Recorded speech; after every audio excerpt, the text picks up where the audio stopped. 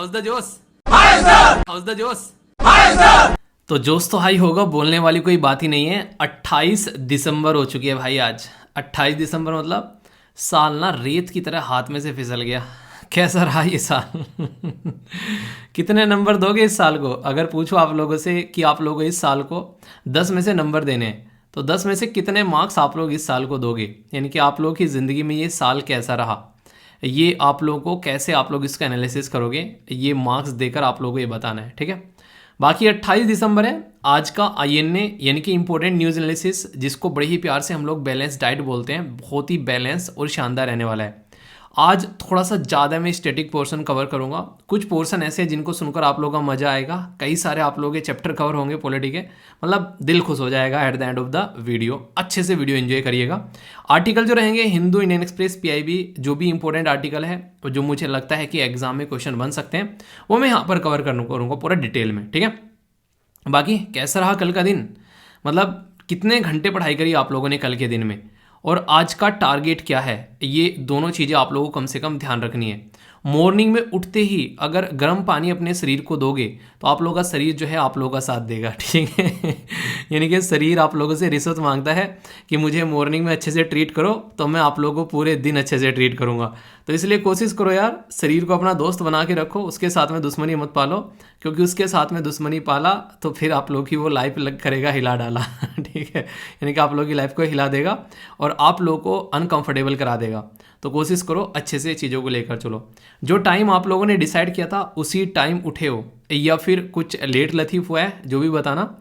और इसी के साथ में आज का दिन शानदार तरीके से एंजॉय करना है पूरी एनर्जी के साथ में। तो हाउस द जोश, जोश बिल्कुल हाई होना चाहिए, और बिल्कुल इतना हाई होना चाहिए जितना एक बच्चे के द्वारा शेयर, ये हाँ एक वीडियो ये जो मैंने शेयर की थी टेलीग्राम पे, कई सारे बच्चों ने इसके ऊपर कई सारे कमेंट करे, और एक बच्चे ने तो बोला कि सर इसने तो रूह हिला दी इस वीडियो ने।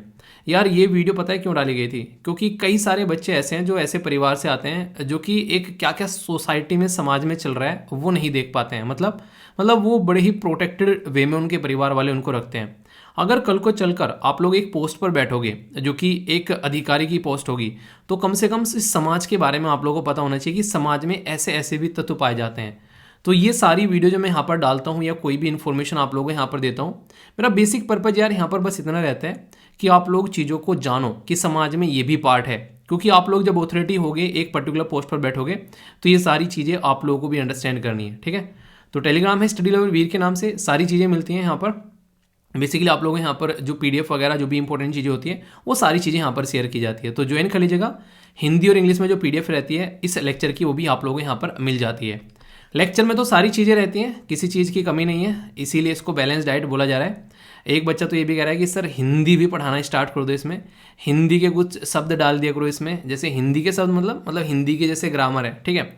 वो शायद स्टेट फीसेस की तैयारी कर रहा था आई थिंक, तो इसलिए उसने ऐसी बातें बोली। पर लेकिन यार वो कुछ ज़्यादा हो जाएगा, क्योंकि बहुत सारे बच्चे ऐसे हैं जो कि मतलब एक तरीके से ना, ये थोड़ी छोटी चीज़ें यार कुछ तो अपने आप भी कर लो। सारी चीज़ें मैं ही करूँगा, पेपर में ही ना दे आऊँ, मैं ही जाके बैठ जाऊँ एसडीएम बन के। तो थोड़ी सी मेहनत अपने आप भी कर लो यार, सारी मेरे से ही कराओगे हैं, बिल्कुल ही हद कर दे तो आधी बार तो। टकटकी लगाकर वीडियो देखना, काफ़ी कुछ शानदार डिस्कस करेंगे। पर आगे बढ़ने से पहले एक तो ये कोटेशन है, ठीक है, दूसरी ये कोटेशन है, बताओ कौन सी डिस्कस करूँ। चलो ऊपर वाली करते हैं, ठीक है, नेक्स्ट वाली कल देखेंगे। बोला गया कि don't believe everything you here, यानी कि जो भी आप लोगों के पास में होता है ना, जो भी सुनते हो आप लोग, उसके ऊपर विश्वास न करो। बोला गया कि there are always 3 side of the story, यानी कोई भी स्टोरी होती है उसकी 3 साइड होती है। एक तो वो साइड जो मैं आप लोगों को सुना रहा हूँ, एक वो साइड जो आप लोग सुना रहे हैं, और तीसरा जो कि ट्रुथ है यानी कि सत्य है। ये कोटेशन लगाने का मेरा पर्पज़ था, हालांकि लगाई मैंने दूसरी थी, पर ये कोटेशन मैंने जानबूझकर लगाई है। क्यों?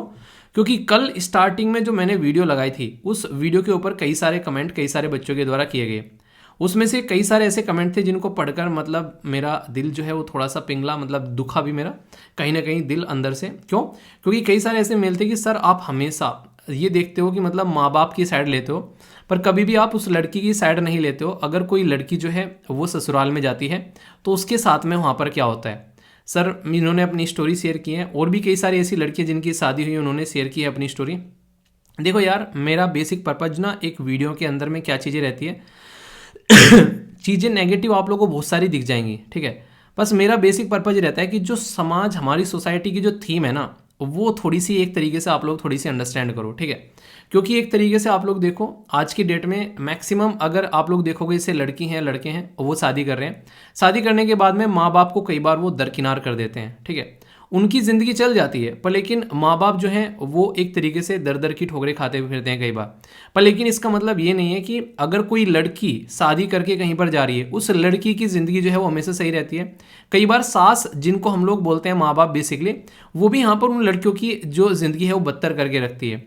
अगर वो नहीं तो कई बार लड़के वहाँ से होते हैं। इन्होंने अपनी स्टोरी जब शेयर की यहाँ पर मुझे लगा कि एक तरीके से आप लोगों के साथ में भी कुछ शेयर किया जाए।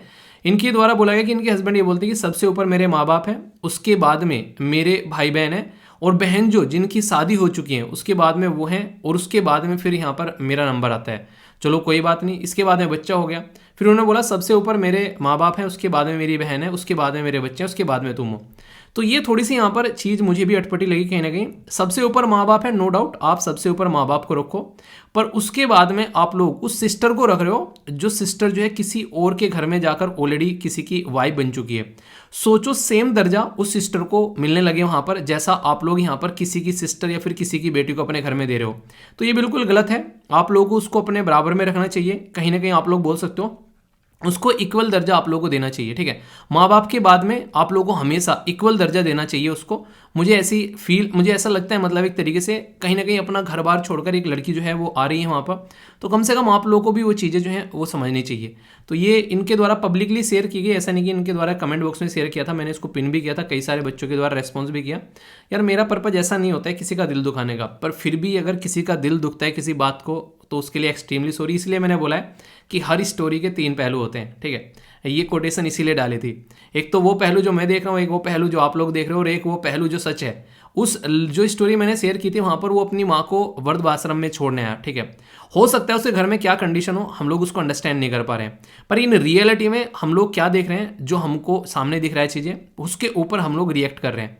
पर वहाँ पर भी जो माँ बाप होते हैं यार उनको तो आप लोगों को ऊपर रखना ही रखना पड़ेगा सबसे। मैं ये नहीं कह रहा हूँ कि सारे माँ बाप बिल्कुल अच्छे होते हैं, कुछ होते हैं माँ बाप जो कि अलग कैटेगरी में रहते हैं, पर लेकिन फिर भी ये धर्म है आप लोगों का, ये आप लोगों की रेस्पॉन्सिबिलिटी है कि माँ बाप चाहे कैसे भी हो उनकी वजह से आप लोग का अस्तित्व है, तो आप लोगों की रेस्पॉन्सिबिलिटी बनती है उनको रेस्पेक्ट देना। मतलब ये मेरा तो मानना है यार, आप लोग मानो या ना मानो, मैं थोप नहीं रहा हूँ आप लोगों के ऊपर, बाकी आप लोग डिसाइड कर सकते हैं इसको अपने हिसाब से, ठीक है। बस मुझे जो बोलना था मैंने वो बोली, बाकी अगर किसी को बुरी लगी हो तो उसके लिए फिर से एक्सट्रीमली सॉरी। ऐसा कुछ नहीं था कि मैं वहाँ एक तरीके से लड़के को और लड़के को कुछ बोल रहा था वहाँ पर, बाकी आप लोग समझदार हो, ठीक है। बहुत ही इंपॉर्टेंट पर्सनैलिटी, देश के प्रेसिडेंट भी रह चुके हैं और भारत रत्न अवॉर्डी हैं। किस साल में इनको भारत रत्न मिला ये आप लोगों को बताना है, तो देखता हूँ कौन कौन यहाँ पर इनके बारे में बताता है। और इसी के साथ में हमारे हीरो साहब पद्म विभूषण, यार जल्दी से इनको भारत रत्न मिले, मैं तो ये चाहता हूँ। 28 ऑफ जो दिसंबर है वो आज इनकी बर्थ एनिवर्सरी के तौर पर भी, मतलब इनका बर्थडे है आज की डेट में।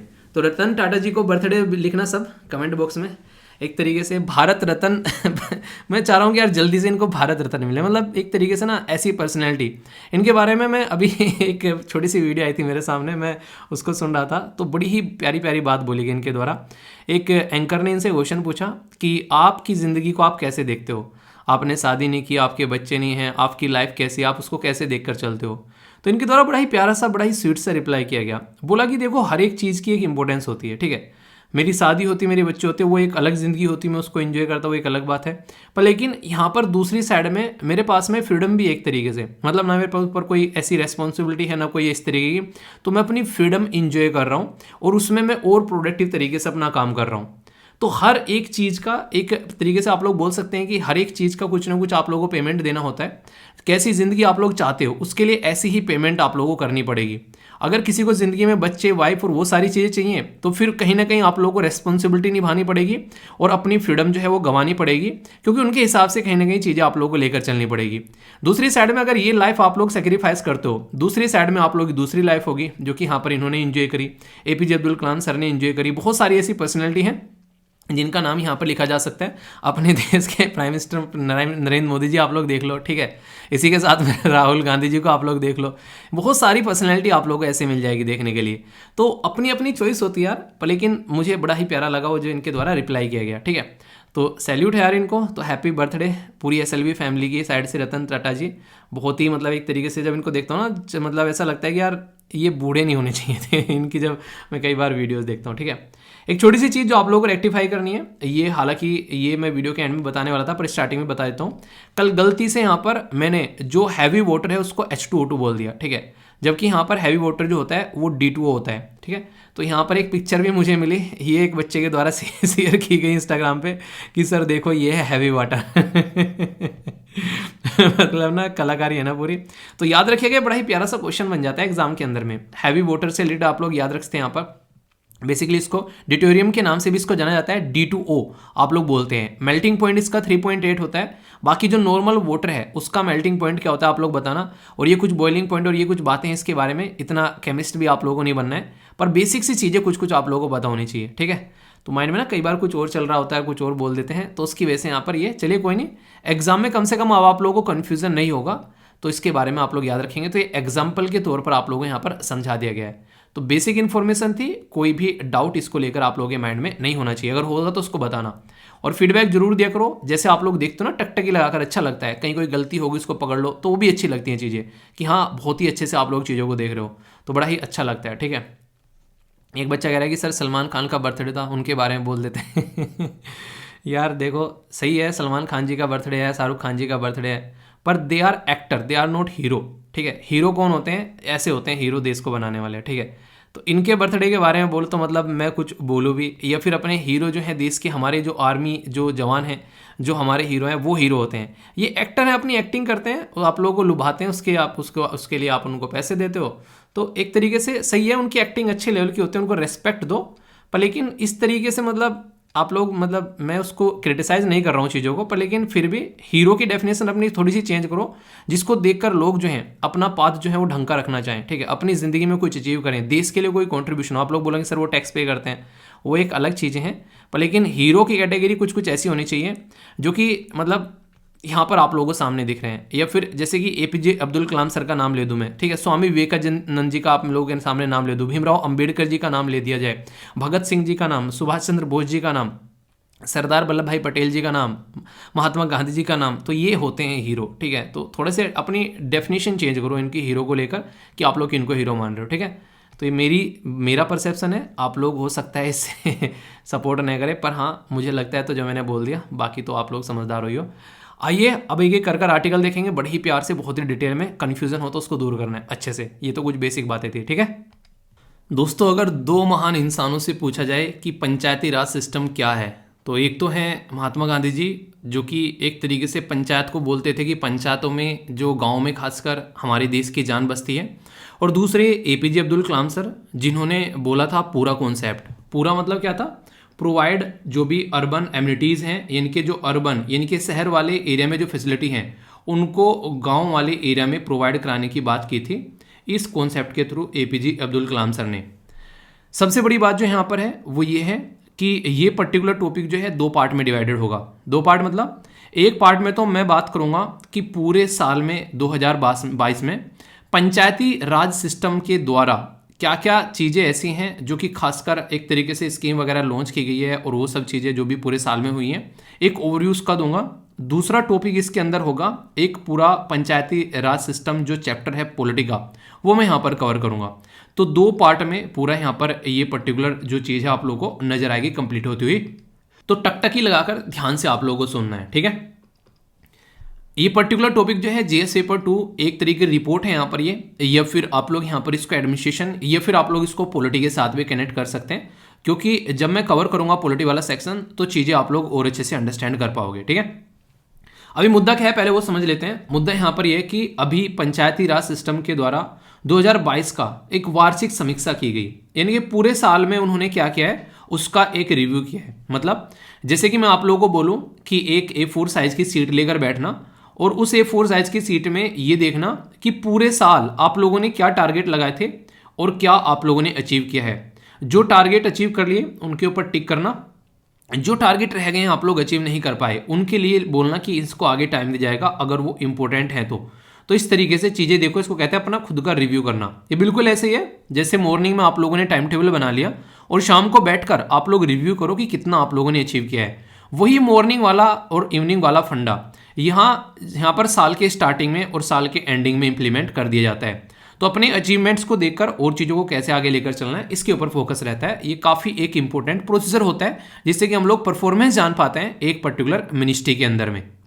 पहले मैं पंचायती राज सिस्टम आप लोगों को बता देता हूं एक बार, ताकि इंपॉर्टेंस क्या है पंचायती राज सिस्टम की वो आप लोग समझ पाओ, इसके अंदर क्या क्या सब्जेक्ट आते हैं वो सारी बातें जान पाओ, और उसके बाद में फिर जो भी इनिशिएटिव्स हैं 2022 के वो सारे हम लोग डिस्कस कर लेंगे। ठीक है, तो पॉलिटी का चैप्टर आप लोगों को कवर होने जा रहा है, एक बार जाकर उसमें को गो थ्रू हो जाना तो पूरा का पूरा चैप्टर आप लोगों को पता रहेगा। और देखो यार, पॉलिटी का चैप्टर तो अपनी जगह है, आगे चलकर अगर आप लोग को गांव में प्रधान बनना है या फिर आप लोग के गांव का प्रधान काम कैसे करता है, प्रधान जो है वो एक तरीके से जो गांव में आप लोग की जो पंचायत है उसको कंट्रोल करता है, उसके बारे में भी आप लोग को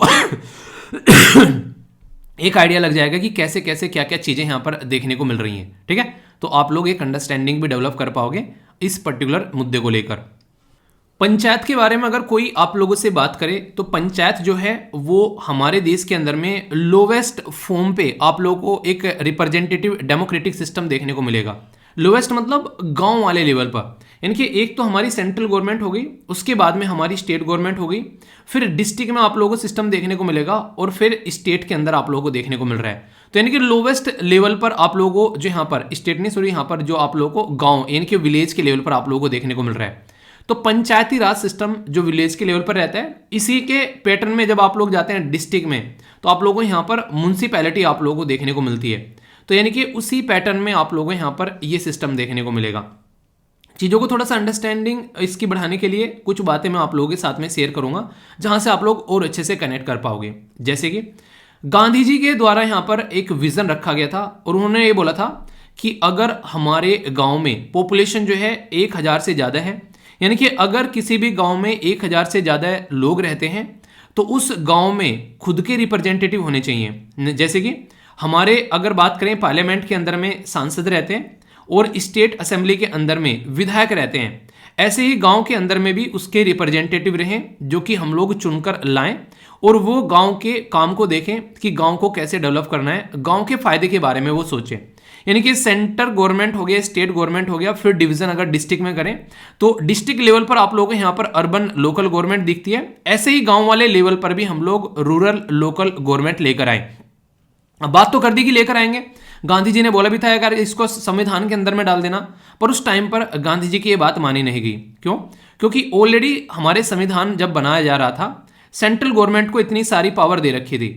अब बात आई स्टेट गवर्नमेंट के बारे में, तो स्टेट गवर्नमेंट को ज़्यादा पावर थी नहीं, कई जगह सेंट्रल गवर्नमेंट को पावर दे दी तो स्टेट गवर्नमेंट वैसे ही सदमे में थी। अब स्टेट गवर्नमेंट और नीचे लेवल पर अपनी पावर नहीं छोड़ना चाह रही थी, यानी कि ऑलरेडी सेंट्रल गवर्नमेंट ने इतनी सारी पावर अपने ऊपर रख ली है। अब स्टेट गवर्नमेंट को बोला कि तुमको इसके नीचे भी पंचायत और डिस्ट्रिक्ट में पावर देनी है। तो ये बिल्कुल ऐसा हो गया कि घर वालों ने आप लोगों को ले देकर जो है 5000 रुपये दिए महीना चलाने के लिए, और आप लोगों को बोलने लगे कि ठीक है ये 5000 जो तुम्हारे हैं इसमें से तुमको क्या करने हैं, 1-1000 यहाँ पर बेसिकली अपने दोनों रूममेट को दे देने हैं क्योंकि उनका बर्थडे आ रहा है, उसको गिफ्ट दे देना। ठीक है, तो ये क्या हो गया कि आप लोगों के पास में 3000 बच गए। तो आप लोग क्या बोलना था कि ऐसा नहीं चलेगा, 5000 रुपये मेरा खर्चा चल जाए, बहुत बहुत बड़ी बात है। तो स्टेट गवर्नमेंट ने उस टाइम पर ये सारी बातें जो हैं लोगों ने एक्सेप्ट करने से मना कर दिया कि ये सारी चीज़ें सही नहीं है। इसलिए जब हमारा संविधान कंप्लीट इंप्लीमेंट किया गया 1950 में, उस टाइम पर यहाँ पर हमारे संविधान के अंदर में पंचायती राज सिस्टम डाला ही नहीं गया। ये आप लोग बहुत बड़ी एक कमी बोल सकते हैं हमारे संविधान की, कि हमारे संविधान के अंदर में पंचायती राज सिस्टम था ही नहीं। तो ये एक इस तरीके से बोल सकते हैं कि बहुत साल पीछे हम लोगों ने चीज़ें छोड़ दी, तब जाकर हमारे देश में जो है वो पंचायती राज सिस्टम लाया गया। पर लेकिन उसके बाद भी ऐसा नहीं कि बड़ी आसानी से आ गया कि हम लोगों ने ना अलादीन का चिराग घिसा और पंचायत हमारे देश में आ गई, ऐसा भी नहीं था। उसके बाद भी बहुत सारी जद्दोजहद करनी पड़ी, यानी कि बहुत सारी कमेटी बनाई गई, उन्होंने अपनी अपनी बातें रखी, उसके बाद में चीज़ें चली, फिर ऐसे ऐसे चलती रही। तो एक फेज चला पूरा कि हाँ यार ऐसा कुछ होगा, और उसके बारे में बहुत सारी बातें की गई। जैसे बलवंत राय मेहता कमेटी बनाई गई, उसने बोला कि हाँ हम लोगों को डेमोक्रेटिक डिसेंट्रलाइजेशन करना चाहिए। कोविड-19 के टाइम पर हमको इसकी पावर समझ में आई। कोविड 19 के टाइम पर जिस तरीके से कोविड 19 को कंट्रोल करने में पंचायतों ने अपना रोल प्ले किया, तो ये काफी इंपॉर्टेंट था। तो डेमोक्रेटिक डिसेंट्रलाइजेशन जो है यहाँ पर वो पंचायत बनाई गई देश में, यानी कि लो लेवल पर यहाँ पर लोगों के हाथ में पावर दे दी गई। जैसे नहीं मम्मी पापा आप लोगों को बोले कि ठीक है आज से तुम्हारे हाथ में पावर है, घर में क्या सामान आना है क्या जाना है तुम देख लेना इसको।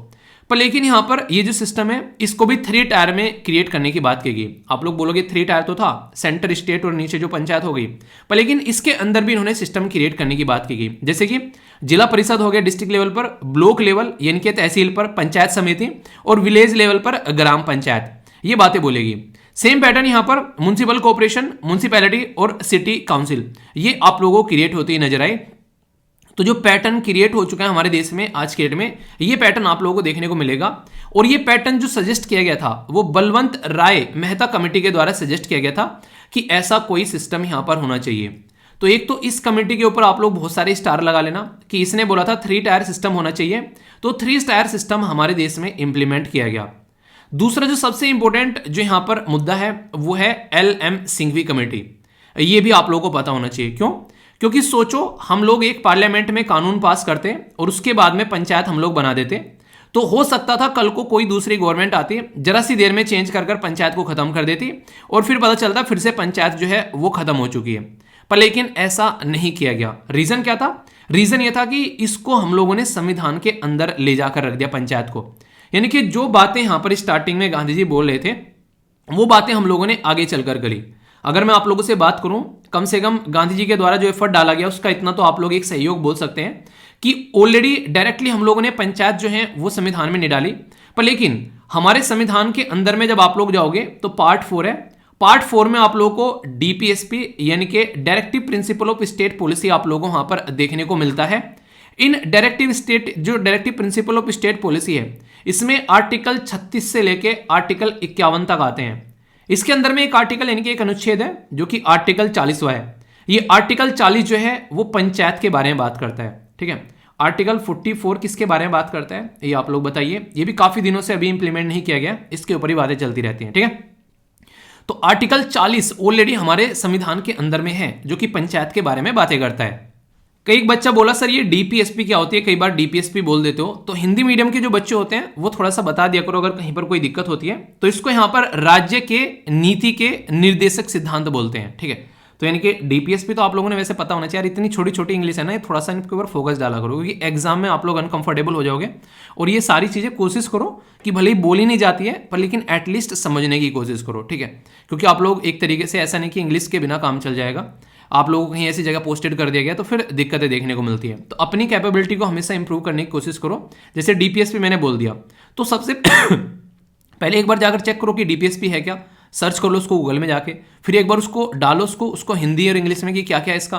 तो ये छोटी छोटी सी मेहनत स्टार्टिंग में आप लोग करनी पड़ेगी, ये स्टार्टिंग की मेहनत होती है। ठीक है, मैं भी एक हिंदी बोर्ड से ही निकल के आया बच्चा हूँ, जो कि स्टार्टिंग में मुझे भी बहुत सारी दिक्कत हुई थी, पर लेकिन मैंने जितना इस्तेमाल जो किया है गूगल का, इंटरनेट का, शायद ही मतलब एक तरीके से कोई करता होगा। मतलब 24 घंटे लगकर जो मैंने बवाल मचाया था ना जब स्टार्टिंग में मैंने वीडियो बनानी स्टार्ट की थी।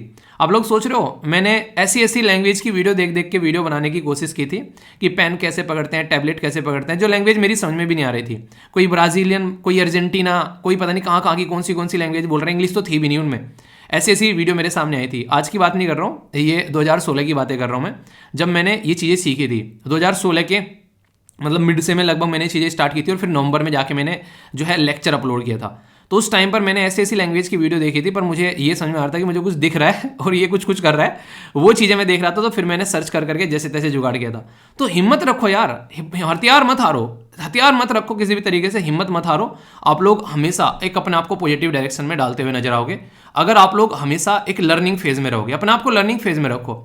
टीचर हमेशा, एक अच्छा टीचर वो होता है जो कि हमेशा अपने आप को स्टूडेंट की तरीके से रखता है। ठीक है, तो आप लोगों को भी अपने आप को एक स्टूडेंट की तरीके से रखना है। चाहे किसी भी जोन में चले जाओ, हमेशा आप लोग यंग रहोगे जब आप लोग सीखने के लिए ललायत रहोगे। ठीक है, अशोक मेहता और इसी के साथ में GV राव कमेटी, इनका भी नाम याद रखिएगा। अशोक मेहता साहब ने बोला था 2 टायर सिस्टम यहां पर होना चाहिए। ठीक है, तो इसके बारे में भी हल्का सा आइडिया आप लोग रख सकते हैं ताकि कोई कंफ्यूजन आप लोगों को न रहे। पंचायती राज सिस्टम बनाते बनाते हमारे देश के कई सारे प्रधानमंत्री जो हैं वो खप गए। मतलब राजीव गांधी जी के द्वारा यहाँ पर ट्राई किया गया था कि हाँ पंचायती राज सिस्टम जो लेकर आ जाए। और 64th कॉन्स्टिट्यूशन अमेंडमेंट की बात की थी उन्होंने लोकसभा में 1989, ठीक है। तो यहां पर ये आप लोगों को देखने को मिलेगा। तो यहां पर 1989 में इनके द्वारा ऑलरेडी इसकी कोशिश कर ली गई थी।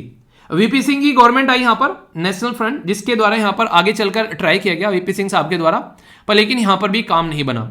नरसिम्हा राव जी की जो गवर्नमेंट आई, यहां पर जाकर चीजें जो हैं कुछ सेटल होना स्टार्ट हुई और फिर जाकर फाइनली एक बिल निकल कर आया 73rd कॉन्स्टिट्यूशन अमेंडमेंट बिल 1992 में, और फिर इसको इंप्लीमेंट कर दिया 24 अप्रैल 1993, यानी कि 24 अप्रैल 1993।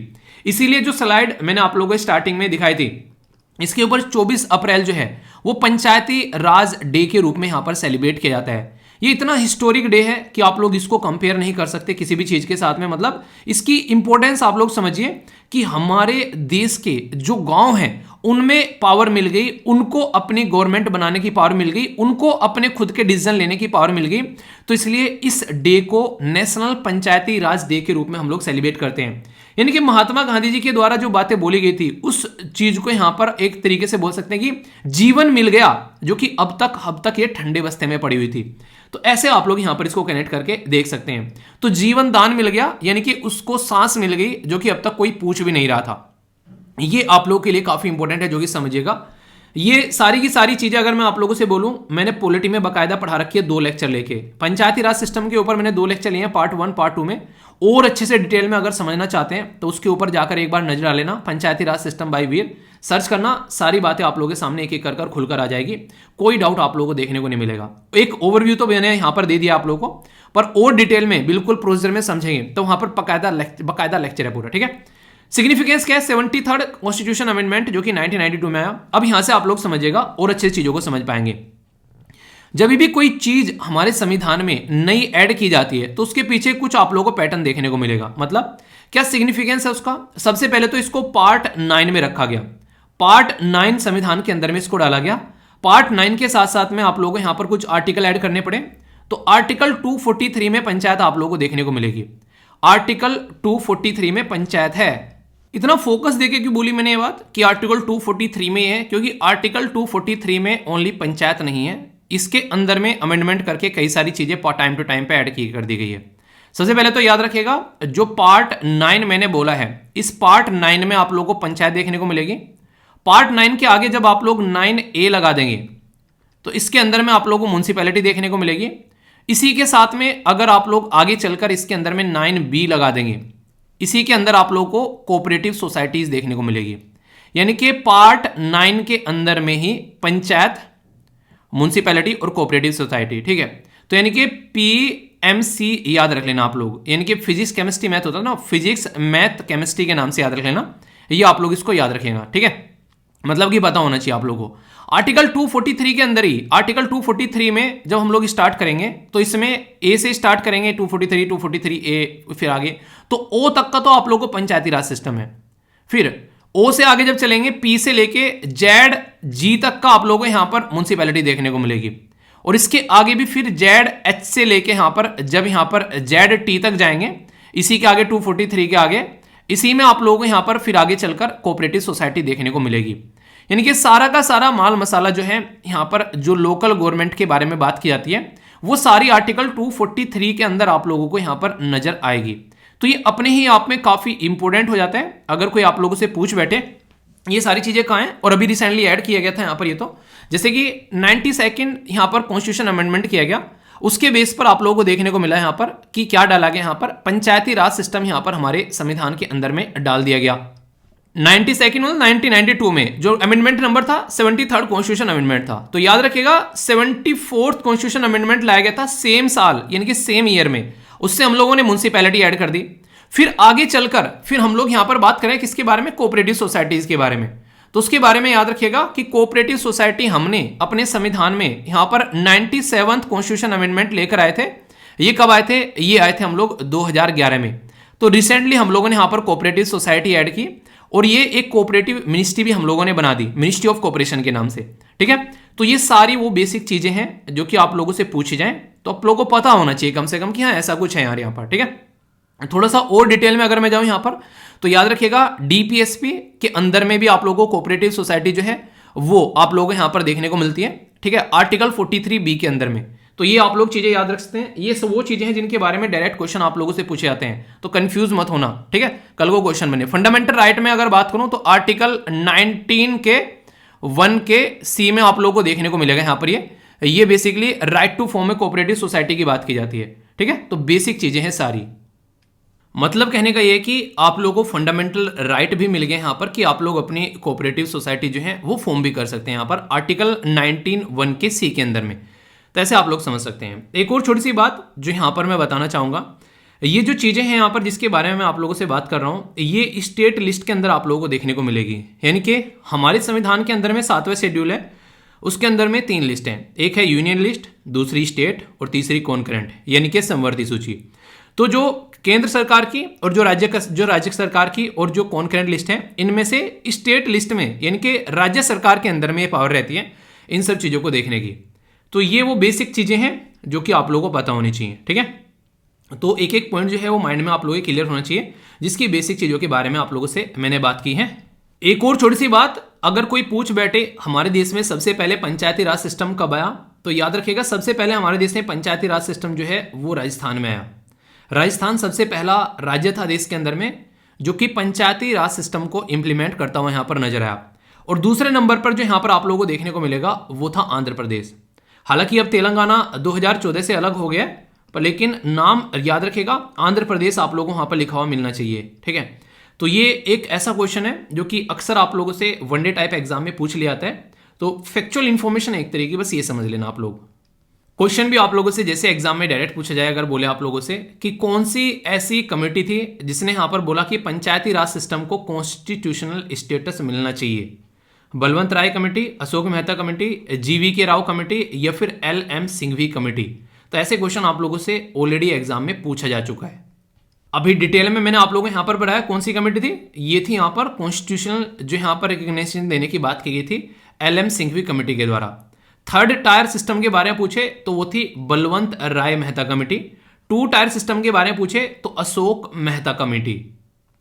छोटा सा क्वेश्चन पूछा जा सकता है कि 73rd अमेंडमेंट 1992 में ये जो प्रैक्टिकल सेव दी गई ये किस पर्टिकुलर आर्टिकल को दी गई। तो डिफरेंट क्वेश्चन है। अगर बात करें यहां पर मैंने बोला था आप लोगों को कि DPSP यानी कि directive principle of state policy यानी कि राज्य के नीति के निर्देशक सिद्धांत जो है उसका आर्टिकल 40 जो है उसमें पंचायत के बारे में मेंशन था। तो मेंशन था पर लेकिन पंचायत थी नहीं, तो एक प्रैक्टिकल सेव दी गई यानी कि अब पंचायत देश के अंदर में है। तो आर्टिकल 40 को 73rd कॉन्स्टिट्यूशन अमेंडमेंट के थ्रू यहां पर ये सेव दी गई 1993 में। आप लोग बोलोगे 1993 में कैसे, क्योंकि 1992 में तो ये बातें की गई थी पर इंप्लीमेंटेशन जो हुआ वो प्रैक्टिकली बनाया गया वो 1993 में यहां पर बनाया गया। तो ये काफी इंपॉर्टेंट है। तो ये आंसर आप लोगों को यहां पर बी देखने को मिलेगा। तो आर्टिकल 40 को प्रैक्टिकल सेव दी गई यहां पर, ये याद रखिएगा, ठीक है, जो कि DPSP का पार्ट था यहां पर। तो इसके अंदर टोटल 29 फंक्शनल आइटम आप लोगों को नजर आएंगे पंचायत के अंदर में, जिन एरिया में पंचायत जो है वो काम करती हुई आप लोगों को नजर आती है। 2015 में यहां पर UPSC ने प्रीलिम्स में क्वेश्चन पूछा आप लोगों से कि फंडामेंटल मतलब एक तरीके से जो मूल होते हैं, बेस होते हैं, तो फंडामेंटल उद्देश्य क्या था यहां पर जिसके लिए पंचायती राज सिस्टम जो है वो बनाया गया था, यानी कि क्यों बनाया गया था पंचायती राज सिस्टम, ये पूछा गया। बड़ा ही प्यारा सा क्वेश्चन था, पर लेकिन कॉमन सेंस के बिना गलत कर बैठोगे। पहला स्टेटमेंट बोला गया कि यहां पर पीपल पार्टिसिपेशन इन डेवलपमेंट यानी कि विकास में जन भागीदारी। दूसरा बोला गया कि पॉलिटिकल अकाउंटेबिलिटी यानी कि राजनीतिक जवाबदेही। तीसरा बोला गया डेमोक्रेटिक डिसेंट्रलाइजेशन यानी कि लोकतांत्रिक यहां पर विकेंद्रीकरण। नेक्स्ट यहां पर बोला गया फाइनेंशियल मोबिलाइजेशन यानी कि वित्तीय संग्रहण या फाइनेंशियल मोबिलाइजेशन। सही आंसर बताना है। ए में बोला गया है 1 2 3, बी में बोला गया है 2 4, सी बोला गया है 1 3, डी में बोला गया है 1 2 3 4। खुद सोचिए क्यों बनाई थी पंचायत। सबसे पहले तो लोग पार्टिसिपेट कर सके इसलिए बनाई थी पंचायत। दूसरा ये समझ में आ गया होगा कि यहां पर डेमोक्रेटिक डिसेंट्रलाइजेशन यानी कि लोगों के हाथ में सत्ता देने के लिए बनाई थी पंचायत, ग्राउंड लेवल पर, गांव में। फाइनेंशियल मोबिलाइजेशन के लिए बनाई थी क्या, ऐसा कोई मुद्दा था ही नहीं, पैसे तो देने के लिए भी तैयार नहीं थे स्टेट गवर्नमेंट, उन्होंने बोला था अपने आप देख लेंगे। पॉलिटिकल अकाउंटेबिलिटी, अरे अकाउंटेबिलिटी तो बाद में होगी भाई साहब, पहले पंचायत आई तो सही, इसके लिए थोड़ी ना बनाई गई थी। तो जब बन जाता है उसके बाद में अकाउंटेबिलिटी होती है। आज की डेट में जो मान लीजिए देश के प्राइम मिनिस्टर हैं, ठीक है, वो देश के प्राइम मिनिस्टर हैं, पर लेकिन जब तक वो देश के प्राइम मिनिस्टर नहीं है, कोई अकाउंटेबिलिटी रखोगे, आप लोग उनसे पूछोगे कि भाई साहब ये मुद्दे क्या हैं, ये इशू क्या चल रहे हैं समाज में, कोई क्वेश्चन पूछ सकते हो आप लोग उनसे, जब तक वो प्राइम मिनिस्टर नहीं है। प्राइम मिनिस्टर बन गए तब क्वेश्चन पूछ सकते हो आप लोग यहां पर। तो अकाउंटेबिलिटी तब आती है जब इंसान उस पोस्ट पर जाकर बैठ जाता है। एक डिस्ट्रिक्ट में आप लोग जाकर बैठ गए डीएम बनकर, आप लोग डीएम बने नहीं हो, कोई आप लोग की अकाउंटेबिलिटी ले लेगा क्या? कि आप लोगों को बोलेगा कि तुमने ये कर दिया, अरे मैं हुई नहीं है भाई, मैंने क्या कर दिया, मैं तो वहां पर हुई नहीं डीएम। अगर मैं डीएम बन गया तो तुरंत मेरे पास में आकर इंसान बोलेगा कि हाँ यार इस इंसान की वजह से यहां पर ये चीजें हो रही हैं, सही या फिर गलत जो भी हो। तो अकाउंटेबिलिटी तब आती है जब वो बन जाता है। तो ये भी स्टेटमेंट यहां पर गलत होगी। तो आंसर क्या हो गया? आंसर यहां पर सी हो गया। तो अच्छा क्वेश्चन पूछा गया, कॉमन सेंस का, कोई भी कंफ्यूजन इसको लेकर आप लोगों के माइंड में नहीं होना चाहिए, अच्छे से आप लोगों को पता होना चाहिए क्या क्या पॉइंट है। इसी के साथ में इवन यहां पर क्वेश्चन आप लोगों से पूछ लिया गया यूपीएससी में, जो कि आंसर राइटिंग के अंदर भी बोला क्या गया है कि आप लोगों को पंचायती राज सिस्टम की इंपॉर्टेंस यानी कि उनकी महत्वता बतानी है, यहां पर लोकल गवर्नमेंट के अंदर में उनकी क्या इंपॉर्टेंस है। और इसी के साथ में जो गवर्नमेंट है, एक तरीके से गवर्नमेंट ग्रांट दिया जाता है उनको, पंचायत को, तो फाइनेंशियल डेवलपमेंट के ऊपर भी आप लोगों को यहां पर बात करनी है। कई बार पंचायतों के पास में पैसा नहीं होता है कि वो ढंग से काम कर सके, तो इसके लिए हमारी कंट्री में जो फाइनेंस कमीशन है वो भी यहां पर इसके बारे में बात करता है कि यहां पर किस तरीके से पंचायतों तक ज्यादा से ज्यादा पैसा पहुंचना चाहिए। तो ये भी काफी ज्यादा इंपॉर्टेंट हो जाता है, ठीक है। इसी के साथ में यहां पर the role of Panchayati Raj institution is very important in both disaster risk reduction and post disaster management discuss करना है। यानी कि जैसे ही पंचायत हमारे देश में रहती है, कोविड-19 आया, उसको संभालने में यहां पर देखने को मिला, कोई भी डिजास्टर होता है उससे पहले कैसे चीजों के लिए प्रिपेयर करना है, और उसके बाद में जब हो चुका है वहां से कैसे चीजों में बैलेंस बनाना है। तो दोनों जगह आप लोगों को पंचायती राज सिस्टम जो है एक काफी इंपॉर्टेंट रोल प्ले करता हुआ यहां पर नजर आएगा। तो ये बिल्कुल बेसिक चीज है आप लोगों के सामने, जिसको लेकर आप लोगों के माइंड में कतई कंफ्यूजन नहीं होना चाहिए, एक एक पॉइंट जो है वो माइंड में क्लियर होना चाहिए, ठीक है। तो इसको ध्यान रखिएगा। 2 क्वेश्चन आप लोग यहां पर बता दिए, तो टॉपिक को देखो यार ऐसे तैयार करो। अब यहां पर क्या क्या बेसिक चीजें, यूपीएससी ने कौन सा क्वेश्चन पूछा है वो भी बता दिया। ये क्वेश्चन भी ऑलरेडी पूछे जा चुके हैं जो आप लोग यहां पर करवाए हैं, ये भी आप लोग हो गए। इसके साथ में मैंने डीपीएसपी के साथ में थोड़ा सा आप लोग यहां पर म्युनिसिपैलिटी और कोऑपरेटिव सोसाइटीज के बारे में बता दिया। संविधान में क्या क्या चीजें हैं इसके बारे में कुछ बातें आप लोगों को बता दी, कौन कौन सी कमेटी बनाई गई है, कौन कौन सी गवर्नमेंट के टाइम पर, और इसी के साथ में क्या क्या बातें बोली गई महात्मा गांधी जी के द्वारा, वो सारी बातें भी हम लोगों ने एक एक कर देख ली। और यहां पर किस आर्टिकल को यहां पर किस तरीके से कैसे इंप्लीमेंट किया गया, वो सारी बातें भी मैंने आप लोगों को बता दी। तो इसको कहते हैं टॉपिक तैयार करना। पूरा का पूरा एक पॉइंट जो है आप लोगों के माइंड में अब क्लियर हो जाना चाहिए। कल को पंचायत के बारे में क्वेश्चन आए तो आप लोगों के माइंड में डाउट नहीं होना चाहिए, है कि नहीं। तो पूरा टॉपिक था, फीडबैक जरूर देना, कोई भी डाउट हो तो इसको देख लेना, अच्छे से क्लियर करके जाना है, ठीक है। अब यहां से थोड़ा सा आगे चलता हूं। ये तो हो गया आप लोगों का जो मैंने डिस्कस किया अभी सारा, ये बेसिक पोर्शन हो गया, ठीक है। यानी कि जो बैकग्राउंड इंफॉर्मेशन होती है एक तरीके से पूरा चैप्टर हो गया आप लोगों का पॉलिटी का। अब मैं बात करता हूं करंट के बारे में। तो यहां से नेक्स्ट टॉपिक आप लोगों का ये स्टार्ट हो रहा है। अब नेक्स्ट टॉपिक में हम लोग क्या बात करेंगे, इसमें करंट में क्या क्या स्कीम पंचायत के द्वारा चलाई गई है। जैसे कि स्वामित्व स्कीम है जो कि आप लोगों को देखने को मिलेगा। ये सारी के सारे पॉइंट्स जो हैं वो आप लोग डायरेक्ट कनेक्ट करके चलते रहना, क्योंकि ये सारी की सारी चीजें कहीं ना कहीं आप लोगों ने बीच बीच में भी मेरे जो डिस्कशन के अंदर भी आप लोगों ने सुनी होगी, क्योंकि ये चीजें वो हैं कि जो डिस्कस की जाती हैं टाइम टू टाइम, ठीक है। तो चीजें चलती रहती हैं, तो हल्का सा माइंड में क्लैरिटी रखकर चलना है, कहने का मतलब ये है। क्योंकि जब चीजों को आप लोग देखते हो ना, तो आप लोग ऐसा नहीं कि आज चीजें पढ़ ली आज ही सारी याद हो जाती हैं, उसको सुनते रहो, समझते रहो। जैसे जैसे आप लोग आगे बढ़ते रहोगे तो सारी चीजें आगे आप लोगों के माइंड में क्लियर होती रहेंगी। तो कहने का मतलब है कि चीजें चलती रहती हैं, ऐसा नहीं कि एक दिन बैठकर सारी चीजें कवर हो जाती हैं। पढ़ते रहो, समझते रहो और आगे बढ़ते रहो। कुछ ऐसा माहौल आप लोगों को दिमाग में बना के चलना पड़ेगा, ठीक है। तो अभी जो भी मैं बता रहा हूं एक एक कर यहां पर देखेंगे। यहां पर सबसे पहले स्वामित्व स्कीम के बारे में बात की जा रही है। तो इकोनॉमिक प्रोग्रेस गांव में कैसी होनी चाहिए, खासकर गांव में जो रिकॉर्ड्स हैं उनको देखना है कि जमीन किस किस के नाम क्या क्या है।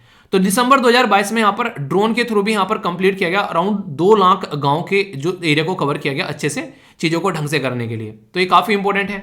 ई ग्राम स्वराज ई फाइनेंस मैनेजमेंट सिस्टम चलाया गया ताकि वर्क बेस अकाउंट जो यहां पर एक अकाउंटिंग की जा सके पंचायती सिस्टम के अंदर में।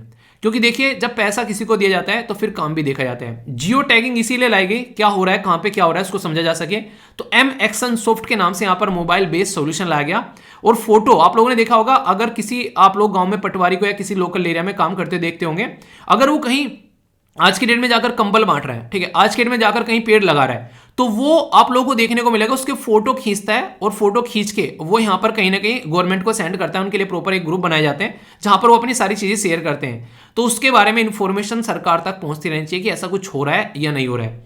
तो यहां पर 2.05 लाख फोटोग्राफ जो हैं वो यहां पर अपलोड किए गए। इससे अंदाजा आप लोग लगा सकते हैं कि कितने लार्ज स्केल पर यहां पर काम किया जा रहा है इस चीज को लेकर। सिटीजन चार्टर यानी कि मेरी पंचायत मेरा अधिकार, तो एक तरीके से आप लोग बोल सकते हैं यहां पर ये लोगों को, खासकर जो गांव में लोग रहते हैं, उनको एक एम्पावरमेंट फील कराने के लिए कि भाई साहब तुम्हारी पंचायत है, तुम्हारा एरिया है, तुमको ये पावर मिली है तो अच्छे से इसको एंजॉय करो। तो वो वाली चीज फील कराने के लिए यहां पर आप लोगों को देखने को मिलेगा। ठीक है, तो इसके बारे में आप लोग याद रखिएगा। तो बात की जा रही है यहां पर किसके बारे में, मेरी पंचायत मेरा अधिकार, यानी कि एक तरीके से आप लोग बोल सकते हैं कि यहां पर ये जन सेवाएं जो हैं वो हमारे द्वार, ये बातें बोलेगी, यानी कि जो भी सेवाएं हैं वो हमारे घर के द्वार तक आ रही हैं पंचायती राज सिस्टम के थ्रू। तो यहां पर ये इसके तहत भी यहां पर बहुत सारे अपलोड किए गए, सिटीजन चार्टर के तहत कई सारे अप्रूवल यहां पर देखने को मिले। ऑडिट ऑनलाइन किया जा रहा है पंचायत के अकाउंट का, किस तरीके से चीजें चल रही हैं। इसी के साथ में ग्राम ऊर्जा स्वराज, इसका एम है कि रिन्यूएबल एनर्जी पंचायत के अंदर यूज की जा सके। और राष्ट्रीय ग्राम स्वराज अभियान, इसके तहत में भी यहां पर जो है लगभग 435 करोड़ रुपए जो है वो 11 स्टेट को दिए गए इंप्लीमेंट करने के लिए अलग अलग एरिया में, ताकि चीजों को ढंग से लेकर चला जा सके। मतलब क्या हो गया इसका मतलब यहां पर यह हो गया कि पंचायतों को यहां पर एक तरीके से आप लोग बोल सकते हैं कि पैसा दिया जा रहा है कि किस तरीके से उनको काम करना है और काम को किस तरीके से आगे लेकर चलना है। और जब वो काम करेंगे और काम को आगे लेकर चलेंगे तभी तो चीजों का सॉल्यूशन निकाल पाएंगे। यानी कि अगर उनके हाथ में पावर ही नहीं रहेगी तो चीजों का सॉल्यूशन कैसे निकाल पाएंगे। तो चीजों का सॉल्यूशन तब निकाल पाएंगे जब उनके हाथ में पावर होगी। तो ये पावर देने की कोशिश यहां पर की जा रही है। रिकॉर्ड रखना, ड्रोन का इस्तेमाल करना, अकाउंटेबिलिटी करना, जियो टैगिंग करना, ऑनलाइन ऑडिट करना, ऊर्जा के बारे में यहां पर बात की जा रही है। तो ये एक ओवरव्यू है जो भी चीजें 2022 में हमारे गांव में पंचायतों के द्वारा की गई है। ठीक है, तो कोई भी कंफ्यूजन अब आप लोगों के माइंड में इस टॉपिक को लेकर नहीं होना चाहिए। एक क्वेश्चन भी है यहां पर, इससे रिलेटेड भी यहां पर, स्वामित्व scheme, audit online, geo tagging या फिर ग्राम स्वराज। तो करेक्टली मैच कर आप लोगों को बताना है कौन सा पेयर करेक्टली मैच है। ओनली 1, ओनली 2, ओनली 3 या फिर ऑल ऑफ द अबव। सही आंसर क्या है, एबीसी फिर या फिर डी। ठीक है, तो ये आप लोगों को बताना है। तो यहां पर ये सारे के सारे आंसर हैं, आंसर इसका सी हो गया। ठीक है, और बाकी क्वेश्चन के आंसर आप लोग देने। तो 2 टॉपिक कवर कर दिए बड़े ही इंपॉर्टेंट, जो कि अब आप लोगों के माइंड में कोई कंफ्यूजन नहीं होना चाहिए। ठीक है, तो देखा हमारे देश में कितनी इंपॉर्टेंट इंस्टीट्यूशन जो है वो है ये, जिसके बारे में आप लोग याद रखिएगा। ठीक है, कोई कंफ्यूजन नहीं होना चाहिए। और 24 अप्रैल तो इंपॉर्टेंट ही है, वो तो बोलने वाली बात ही नहीं है कि नहीं। और सब मजाक है, पर हाँ याद रख लेना जैसे भी याद रखना हो। ठीक है, आर्टिकल 24 याद है संविधान के अंदर में, जो मैंने आप लोगों को बताया था। ये चीजें ऐसी हैं जिनसे रेगुलरली क्वेश्चन पूछे जाते हैं। ठीक है, चाइल्ड लेबर के बारे में बात करता है। ठीक है, तो इसको भी याद रखना। तो कुछ बेसिक चीजें हैं जो कि माइंड में क्लैरिटी रहेंगी तो अच्छे से अंडरस्टैंड भी कर पाओगे। तो दोनों टॉपिक में कोई भी कंफ्यूजन हो तो बताना। इस तरीके से टॉपिक को कवर करना है कि ताकि किसी को जाकर पढ़ा दोगे कि नहीं। और थोड़ा सा पंचायती राज वाला चैप्टर भी आप लोग देख लेना एक बार जाकर, जो कि डाल रखी है। और जो भी लेक्चर देख लिया करो ना, उसके नीचे डन लिख दिया करो। जैसे ये लेक्चर भी जब कंप्लीट होता है, इसके नीचे डन लिख दिया करो कि हाँ हम लोगों ने समझ में आ गया। और अगर समझ में नहीं आता है तो क्वेश्चन पूछ लिया करो कि सर यहाँ पर ये डाउट हो गया, उसको समझा दिया जाएगा। घर की बात है, शर्माया नहीं करते। ठीक है, जिसने करी शर्म उसने उसके फुट्टे गरम। तो शर्माने के क्या करना है, शर्माया नहीं करते, अच्छे बच्चों की तरह पढ़ाई करते हैं। ओके, आप लोगों को याद है जब कैग के द्वारा रिपोर्ट प्रस्तुत की गई थी, तो मतलब एक तरीके से ना 2014 से पहले जब कांग्रेस की गवर्नमेंट थी, तो ये कैग ही थे जिन्होंने बेसिकली उस गवर्नमेंट को उखाड़ कर फेंका था। यानी कि एक तरीके से जो वहां पर उनके द्वारा घोटाले किए गए, वो controller auditor general of India ही थे जिनके द्वारा उन चीजों को अंजाम दिया गया। मतलब मोटे मोटे तौर पर अगर मैं बोलना चाहूं तो यहां पर ये इंपॉर्टेंट बात है कि कैग एक ऐसी चीज है कि अगर वो ढंग से काम करने लगे तो गवर्नमेंट जो है वो ना एक तरीके से उनकी ना कहते हैं कि एक तरीके से फूंक फूंक के कदम रखना स्टार्ट कर दे। गवर्नमेंट जो लोगों का पैसा है, जो टैक्स पेयर की मनी है, गवर्नमेंट उसको इतना ध्यान से खर्च करना स्टार्ट कर दे कि एक तरीके से करप्शन होता हुआ कहीं नजर ही ना आए। तो इतना पावरफुल ऑफिस है ये कैग का। अभी कैग जो है उसके बारे में बात करेंगे। यहां पर बात किसके बारे में की जा रही है, डीआरडीओ से रिलेटेड है। यहां पर प्रोजेक्ट के बारे में, कुछ फेलियर के बारे में, कुछ पैरामीटर्स हैं उसके बारे में कैग के द्वारा कुछ बातें बोली गई, तो समझेंगे कुछ पॉइंट जिसको आप लोग अच्छे से अंडरस्टैंड कर पाएंगे। ठीक है, ये यूपीएससी प्रीलिम्स के अंदर भी और जीएस पेपर 2 और 3 के अंदर भी जो कॉन्स्टिट्यूशनल बॉडी है या फिर टेक्नोलॉजी, कॉन्स्टिट्यूशनल बॉडी तो हो गई, कैग के बारे में बात की जा रही है। टेक्नोलॉजी में डीआरडीओ आ गया हमारा, defence research and development organisation.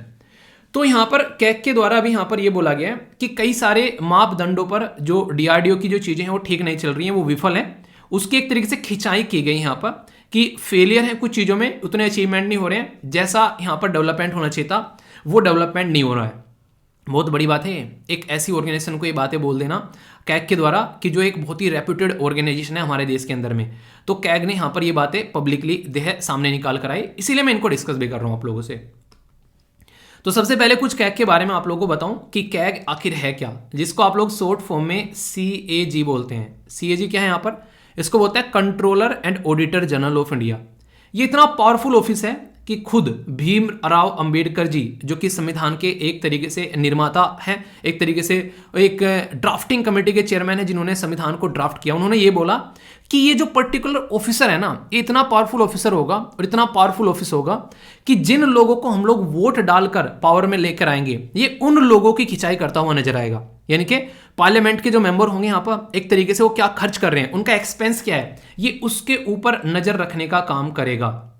इस ऑफिस की मुझे बस एक कमी लगती है और वो कमी जो है वो यूके में और भी कई सारी डेवलप्ड कंट्री हैं उन्होंने पूरी कर रखी है। वो क्या, ये जो पर्टिकुलर ऑफिस है ना, आप लोगों को देखने को मिलेगा एक कहावत है कि एक तरीके से prevention is better than cure. मतलब क्या हो गया इसका, यानी कि बीमारी होने से पहले ही आप लोगों को उसको एक तरीके से बचाना है। इसी के लिए वैक्सीनेशन दी जाती है, यानी कि वैक्सीन लगती है बीमारी होने से पहले, पर लेकिन जब बीमारी हो जाती है तो क्योर करना पड़ता है, यानी कि इलाज करना पड़ता है। उसके लिए हम लोग मेडिसिन यानी कि दवाइयाँ देते हैं। यानी कि जो वैक्सीन दी जाती है वो पहले दी जाती है ताकि बीमारी न हो, दवाई दी जाती है मेडिसिन यानी कि एक तरीके से इलाज करने के लिए। तो दोनों में फर्क क्या है, अगर हम लोग वैक्सीन दे ले पहले से ही तो दवाई की जरूरत नहीं पड़ेगी।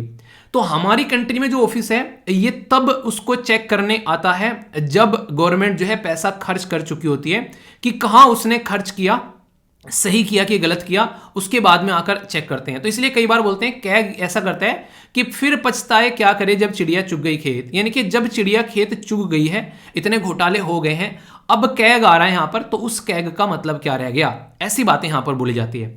इन रियलिटी अगर मैं आप लोगों को बताऊं इंपोर्टेंस क्या इसकी, इंपोर्टेंस यहां पर है कि यूके के अंदर में जो खर्चा किया जा रहा है ना, वो पहले ही पूछा जा रहा है कैग से कि खर्चा यहां पर किया जा रहा है, उसको पहले ही उससे साथ में कंसल्ट किया जा रहा है ताकि गलत तरीके से उस टैक्स पेयर की मनी का इस्तेमाल नहीं किया जा सके जो टैक्स पेयर ने अपनी मनी जो है वो टैक्स के रूप में गवर्नमेंट को दी है। यानी कि वहां पर वैक्सीनेशन का काम भी कैग कर रहा है और फिर यहां पर मेडिसिन का काम तो करता ही है कि बाद में आ रही है चीजें उसको तो चेक करेगा ही करेगा। तो हमारी कंट्री में अगर ये पावर और मिल जाती तो जो घोटाले होते हैं कई तरीके के, वो घोटाले कम से कम नहीं होते। कैग से यहां पर पूछकर कैग की नजरों में को होकर वो सारी चीजें जाती, पर इतनी पावर हमारे कैग को नहीं दी गई। ठीक है, तो अगर कैग के बारे में कुछ कमियां और खामियां कुछ लिखने के लिए आप लोगों से पूछी जाए तो आप लोग इसके बारे में हल्का सा आइडिया कम से कम आप लोग इसके बारे में रखिएगा। हमारी कंट्री में कैग का ऑफिस जो है ये काफी पुराने से है। अगर आप लोग बात करें तो सबसे पहले फर्स्ट ऑडिटर जनरल, ऑडिटर का मतलब क्या होता है, ऑडिट करना, यानी कि क्या खर्च किया है क्या नहीं किया है, तो ऑडिट आप लोगों ने देखा होगा ऑडिट करने का काम किया जाता है। तो ये होता है ऑडिटर जनरल ऑफ इंडिया, जिसको audit and accountant general of India government of India के अंदर आप लोग देखने को मिलते हैं आज के डेट में ऑफिस पर। लेकिन स्टार्टिंग में अगर बात करें 1860 में अंग्रेजों के द्वारा ये ऑफिस क्रिएट किया गया था। ठीक है, सर यहां पर एडवर्ड जिनका नाम ड्रुमंड था एक तरीके से, वो पहले फर्स्ट ऑडिटर जनरल हमारे देश के अपॉइंट किए गए थे। ये काफी इंपॉर्टेंट है जो आप लोग याद रखिएगा, मतलब क्वेश्चन पूछा जा सकता है कि ये ईस्ट इंडिया कंपनी के टाइम की मैं आप लोगों से बात कर रहा हूं। ठीक है, under government of India act जब आया था 1919 का, इसको एक नाम से और जानते हैं, क्या नाम आप लोगों को पता है, वो नाम क्या है, नाम लिखिए नीचे, बड़ा ही प्यारा सा नाम है इसका। ठीक है, तो यहां पर हमारा देश जो है 1919 के हिसाब से बात करें तो ऑडिटर जनरल जो है वो independent government as a statutory backing बन गए यहां पर, और 1935 में यहां पर ऑडिटर जनरल जो है वो प्रोविंशियल ऑडिटर जनरल की कैटेगरी में आ गया, यानी कि इसमें टाइम टू टाइम जो है वो चेंज होते हुए आप लोगों को नजर आएंगे। फिर आगे चलकर हमारे देश में जब हमारा देश आजाद हुआ 1947 में, तो आर्टिकल 148 जो है वो यहां पर कैग को दिया गया। ये काफी इंपॉर्टेंट है, आर्टिकल 148 यानी कि अनुच्छेद 148 जो है वो कैग को दिया गया इंडियन कॉन्स्टिट्यूशन के प्रोविजन के हिसाब से, और ये जो जुडिक्शन है यहां पर एक्सटेंड की गई जम्मू एंड कश्मीर के अंदर भी 1958 में। ठीक है, तो यानी कि कैग का जो सिस्टम है वो आप लोगों को यहाँ पर देखने को मिल रहा है, जो कि इस तरीके से पैटर्न में यहाँ पर चला हुआ नजर आ रहा है। तो कैग के बारे में याद रखिएगा, 148वां आर्टिकल जो है उसमें अपॉइंटमेंट कैसे करनी है, ओथ कैसे दिलानी है, सर्विस कैसे है, वो डील करता है। 149वां जो आर्टिकल है वो डील करता है कि ड्यूटीज एंड पावर क्या क्या है कैग्स की। ये कुछ ऐसे आर्टिकल्स हैं जिसके बारे में आप लोगों से पूछा जा सकता है, ठीक है। क्वेश्चन कई बार बन जाता है ना, तो इसके बारे में क्या क्या आइडिया है। तो ये कैग के बारे में कुछ बेसिक इंफॉर्मेशन मैंने आप लोगों को बता दी। 6 साल तक का अपनी पोस्ट पर रहेगा इंसान, 6 साल के साथ साथ में 65 साल ये भी यहाँ पर आप लोगों को देखने को मिलेगी, जो भी पहले हो जाएगी वो रहेगा। अगर रिमूव करना है तो यहाँ पर ऐसे रिमूव किया जाएगा जैसे कि सुप्रीम कोर्ट के जज को रिमूव किया जाता है। यानी कि कैग अगर अपनी पोस्ट पर बैठ गया तो भाई साहब उसको रिमूव करना आसान नहीं है। इसीलिए आप लोगों ने देखा होगा कैग एक पावरफुल पोस्ट होती है। और हमारे देश में जो 4 वॉच डॉग हैं, 4 वॉच डॉग मतलब जैसे कि अगर अलग अलग सिस्टम में बोले, सुप्रीम कोर्ट क्या करता है, जस्टिस को मेंटेन रखने का काम करता है। ऐसे ही यूपीएससी क्या करता है, आप लोगों का मेरिट सिस्टम को मेंटेन रखता है। यानी कि एक अच्छा इंसान, उस पोस्ट के कैपेबल इंसान ही वहां पर पहुंचना चाहिए, ये उसको मेंटेन रखने का काम करता है। इलेक्शन कमीशन ये काफी इंपॉर्टेंट है भाई साहब। इलेक्शन कमीशन जो है हमारी कंट्री में एक डेमोक्रेटिक सिस्टम को मेंटेन रखने का काम करता है। प्रॉपर टाइम पे इलेक्शन हो जाए तो वो सारी चीजें हमारे देश में करता है। ऐसे ही अगर आप लोग बात करेंगे, कैग जो है controller and auditor general of India, ये आप लोगों को हमारे पर्स यानी कि हमारी मनी को एक तरीके से सिस्टमेटिक वे में खर्च कहां पर होनी है उसके बारे में ध्यान रखता हुआ नजर आता है, ठीक है। तो ये काफी इंपॉर्टेंट है, इसके बारे में भी आप लोग हल्का सा आइडिया आप लोग रख सकते हैं। तो कोई भी डाउट यहां पर इसको लेकर अब आप लोगों के माइंड में नहीं होना चाहिए। तो ये तो मैंने आप लोगों को स्टैटिक और बैकग्राउंड इंफॉर्मेशन बता दी कैग के बारे में। तो यहां तक कोई डाउट हो तो बताना, उसको दूर किया जाएगा। अब बात करते हैं मुद्दा क्या क्या है। सबसे पहले अगर बात करें यहां पर डीआरडीओ के बारे में थोड़ी सी बातें बता देता हूं और फिर प्रॉब्लम देखेंगे कि क्या क्या प्रॉब्लम सामने रखी गई है। डीआरडीओ को हम लोग defence research and development organisation बोलते हैं। 1948 में बनाई गई, दिल्ली के अंदर इसका हेडक्वार्टर देखने को मिलेगा। और सबसे इंपॉर्टेंट बात है जो है मोटो काफी इंटरेस्टिंग है। अगर आप लोग यहां पर देखेंगे, बेसिकली मोटो ये बताता है कि इनका पर्पज क्या है। नॉर्मल भाषा में इसको मैं बोलूं तो बोला गया कि strength origin is in science, यानी कि ताकत जो है वो विज्ञान में है। तो यहां पर बेसिकली बलस्या मालूम इन जो एक तरीके से विज्ञानम, तो ये शब्द यहां पर आप लोगों को देखने को मिलेगा। तो यानी कि ताकत जो है विज्ञान के अंदर में ताकत है, अगर ढंग से उसको हम लोग यूटिलाइज कर पाते हैं तो मिनिस्ट्री ऑफ जो डिफेंस है उसके अंदर में आप लोगों को देखने को मिलेगा, ठीक है। तो कई सारी चीजें यहाँ पर टेक्नोलॉजी के अलग अलग हम लोग काम कर रहे हैं, बहुत सारे मुद्दों पर, कई सारे मिशन है यहाँ पर कि कैसे हम लोग को एक तरीके से आने वाले टाइम में ये सारे डेवलपमेंट करने हैं। तो ये बेसिक चीजें हैं आप लोगों के सामने। अब डीआरडीओ भी आप लोगों ने देख लिया, अब कैग भी देख लिया। तो कैग ने डीआरडीओ के बारे में क्या क्या नेगेटिव चीजें यहां पर बताई हैं वो मैं बताता हूं। सबसे पहले तो इन्होंने बताया कि इनएफिशिएंसी देखने को मिलेगी। ओवरऑल जो प्रोजेक्ट मैनेज किए जा रहे हैं, कई जगह यहां पर कॉस्ट जो है वो आप लोगों को ज्यादा होती हुई नजर आती है। जितने पैसे पर्टिकुलर प्रोजेक्ट के लिए दिए जाते हैं फिर लिए जाते हैं, उससे ज्यादा आप लोगों को यहां पर इसकी जो है वो कॉस्ट बढ़ती हुई यहां पर नजर आती है, ठीक है। इसी के साथ में प्रोडक्शन में डिले आप लोगों को देखने को मिलता है। कई बार आप लोगों को देखने को मिलेगा डिले एक तरीके से चीजों को इनिशिएट करने में रहता है। वो नहीं कहते कि बस सोचे जा रहे हैं, काम किया ही नहीं जा रहा है। 178 प्रोजेक्ट में से 119 प्रोजेक्ट जो है वो आप लोगों को ओरिजिनल टाइम शेड्यूल के टाइम में कवर नहीं किए गए हैं, ठीक है। यानी कि एक तरीके से मूल जो समय दिया गया था उसका पालन नहीं किया गया है। 100 एक तरीके से यहां पर बात कर सकते हैं यहां पर कि 178 में से 119 प्रोजेक्ट में, एक आधे की बात नहीं कर रहा हूं, बहुत बड़ा नंबर होता है एक आधे प्रोजेक्ट में डिले हो जाए। मेट्रो देखो, मेट्रो को जो काम बोल दिया भाई साहब हमेशा उससे पहले ही आप लोगों को कवर करती हुई नजर आती है मेट्रो ने अभी अपनी जिंदगी के 20 साल कंप्लीट किए हैं सक्सेसफुली। एक सक्सेसफुल प्रोजेक्ट आप लोग बोल सकते हो, ठीक है। तो ये बातें हैं यहां पर। 49 केस ऐसे हुए हैं जहां पर एडिशनल टाइम जो यहां पर दिया गया 100% of the original time framework से एडिशनल टाइम यहां पर दिया गया, अतिरिक्त समय काफी ज्यादा है, 100% ज्यादा एक्स्ट्रा टाइम दिया गया, ठीक है। डिले देखने को मिल रहा है यहां पर, जो रेंज है वो बोला है कि 16 to the 500, जो यहां पर एक तरीके से मल्टीपल टाइम यहां पर लिए जा रहे हैं। किसी चीज को बोला इतने में करेंगे, इतने में हो गया, टाइम इतने में, पैसा इतने में, तो सारी चीजें चल रही हैं उल्टी सीधी तरीके से। 86 जो प्रोजेक्ट हैं वो डिक्लेयर किए गए सक्सेसफुल जनवरी 2010 से लेके दिसंबर 2019 तक का। 20 प्रोजेक्ट आप लोगों को देखने को मिलेंगे जो कि यहां पर उनको अचीव नहीं किया गया है। एक तरीके से लैक ऑफ सिनर्जी देखने को मिलेगी, मतलब कि जैसे मैं बोल दूं ना एक तरीके से कि मिलके आओ टीम में काम करते हैं, बच्चों को पढ़ाते हैं, कोई आ नहीं रहा है, किसी के पेट में दर्द हो गया, किसी के घर में कोई मेहमान आ गया, कभी कुछ हो रहा है, मतलब वो चीजें चल रही हैं, तो कोई भी प्रोजेक्ट जो है वो कंप्लीट नहीं किया जा रहा है। तो ये अपने आप में काफी इंपॉर्टेंट मुद्दा आप लोगों को यहां पर देखने को मिलेगा, ठीक है। तो यानी कहने का मतलब यह है कि इसको लेकर कोई भी कंफ्यूजन आप लोगों को नहीं होना चाहिए। अगर पूछा जाए तो इसको लेकर आप लोगों को आइडिया होना चाहिए, ठीक है। तो ये सारी बातें हैं इसके बारे में, एक एक पॉइंट आप लोगों को क्रिस्टल क्लियर बता दिया। और कैग के बारे में जो जो बातें मैंने मैक्सिमम बताई हैं वो आप लोगों को यहां पर देखने को मिल जाएंगी। 3 रिपोर्ट है, जो 3 report audit to the president यहां पर जो ऑडिट की जाती है, जैसे कि रिपोर्ट जो है on the appropriation account, audit जो report on the finance account and audit report on the public undertaking. तो ये याद रखिएगा, ये कैग से रिलेटेड आप लोगों को देखने को मिलती है। ठीक है, दिक्कत क्या रहती है, कैग जो भी रिपोर्ट है उसको डिस्कस करने के लिए पार्लियामेंट में रख देता है ले जाकर। तो जैसे ही पार्लियामेंट में कोई चीज पहुंच जाती है तो भाई साहब फिर तो दुनिया के सामने वो आनी आनी है, तो फिर तो भाई साहब ना वांदे लगने ही लगने हैं। तो ये बातें आप लोग समझ सकते हैं। इंपॉर्टेंस क्या है इसकी, आप लोग देखते हैं 2016 में क्वेश्चन पूछा गया, यहां पर 2018 में क्वेश्चन पूछा गया।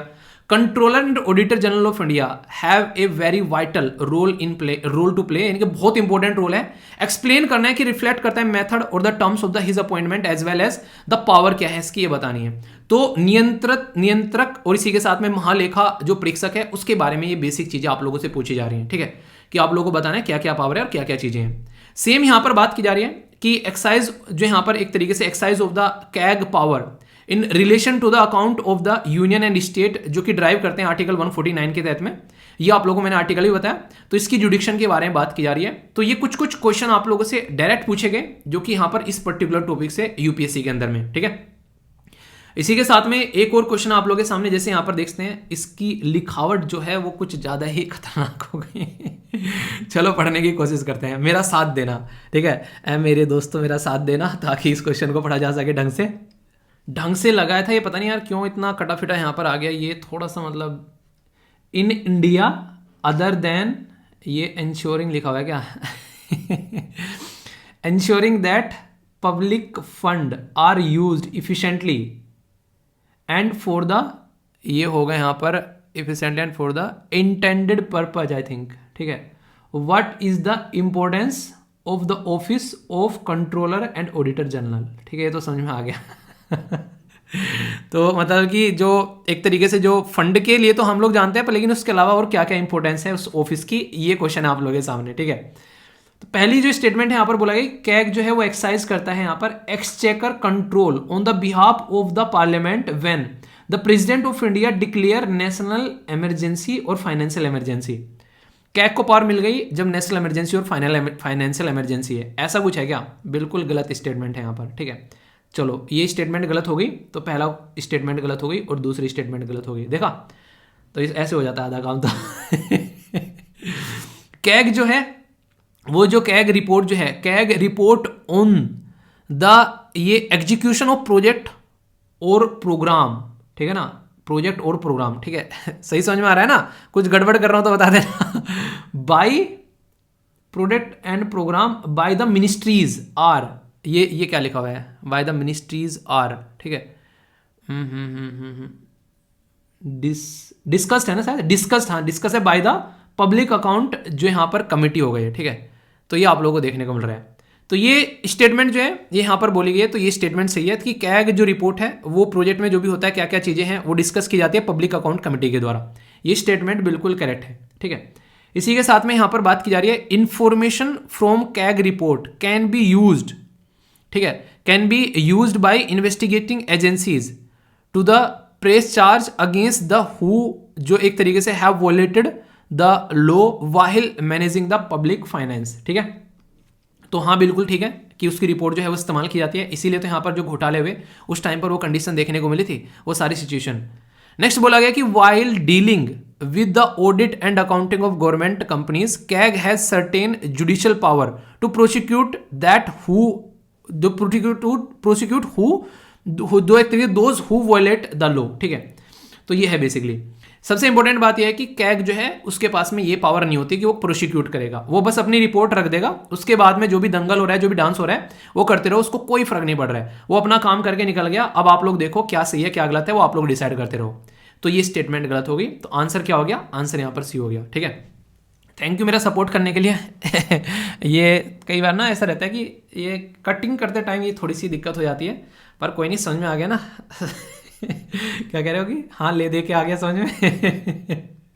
इसमें कोई दिक्कत नहीं है, साफ साफ लिखा है, फटाफट पढ़ो। Consider the following statement with reference to the controller and auditor general of India, यानी कि भारतीय नियंत्रक एवं महा जो लेख है उसके इसके परीक्षक के संदर्भ में आप लोगों को स्टेटमेंट सही बतानी है। अपॉइंट प्रेसिडेंट के द्वारा किए जाते हैं, 6 साल या फिर 65 साल आप लोगों को देखने को मिलती है। Shall not eligible further office either under the government of India, या फिर यहाँ पर स्टेट गवर्नमेंट के अंदर में ये होल्ड नहीं कर सकते। बिल्कुल सही।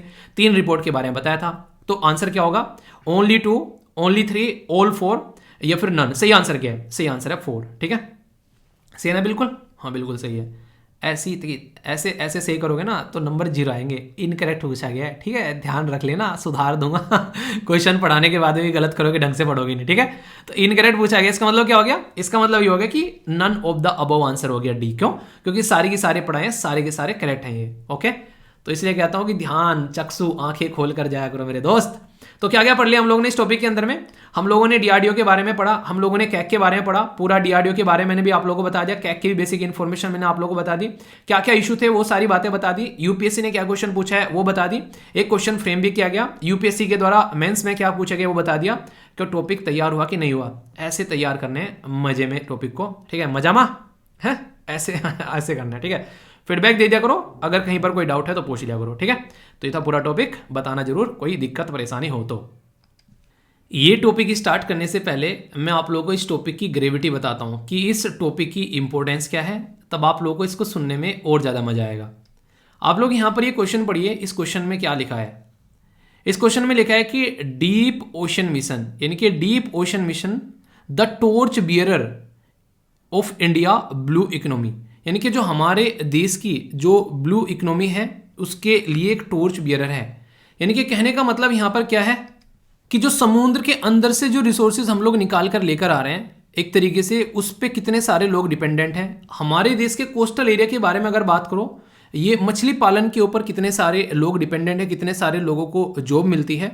और हमारा ओशन अगर इसकी हेल्थ अच्छी रहती है तो उसकी वजह से जो है लोगों को जो है एक तरीके से कितने सारे फायदे होते हैं। यानी कि आज की डेट में टूरिज्म के लिए बात कर ले, ओशन एनर्जी के बारे में बात करें, कोस्टल एरिया डेवलपमेंट के बारे में बात करें, मैरीटाइम सेक्टर के बारे में बात करें, ब्लू इकोनॉमी जो है बहुत बड़ा रोल प्ले करती है किसी भी कंट्री के डेवलपमेंट के लिए। और हमारा जो मिशन है यहाँ पर ये है बेसिकली एक ऐसा मिशन जो कि बार बार आप लोगों को न्यूज़ में जाता हुआ नजर आएगा, जिसका नाम रखा गया मत्स्य 6000 समुद्र मिशन। जो एम है यहाँ पर वो 6000 मीटर की गहराई तक ये जो व्हीकल भेज रहा है उसको मत्स्य 6000 बोला गया है, पीआईबी के द्वारा कवर किया गया। एक बच्चा कह रहा है कि सर ये टॉपिक रह गया, इस टॉपिक को कवर नहीं किया है। मैंने बोला था आप लोगों को जो इंपॉर्टेंट होगा वो मुझे पता है, आप लोगों को टेंशन लेने की जरूरत नहीं है। ये टॉपिक 2026 तक आप लोगों के सामने आता रहेगा घूम घूम के, और उसके बाद भी न्यूज़ में आता रहेगा। तो ये ऐसे टॉपिक होते हैं जो कि आज आ गया, फिर उसके बाद में 15 दिन बाद फिर न्यूज़ में आएगा किसी रीजन की वजह से, कहीं और कुछ इशू बन गया फिर न्यूज़ में आएगा, या फिर 1 महीना नहीं तो दूसरे महीने में रिपीट हो जाएगा। तो टेंशन मत लिया करो, जो टॉपिक कवर करा रहा हूं ना तसल्ली में उसको कवर किया करो ढंग से, क्योंकि मुझे पता है कि कौन सा टॉपिक जो है वो रिपीट होता है। और टॉपिक अगर मुझे लगता है अभी टाइम नहीं है बाद में कवर कर लें, कोई दिक्कत नहीं है।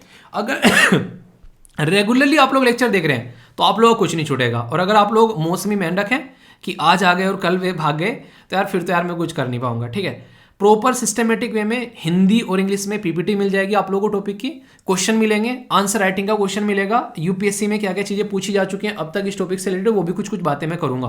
तो बहुत ही इंपॉर्टेंट तरीके से डिस्कस करेंगे। न्यूज में किस लिए?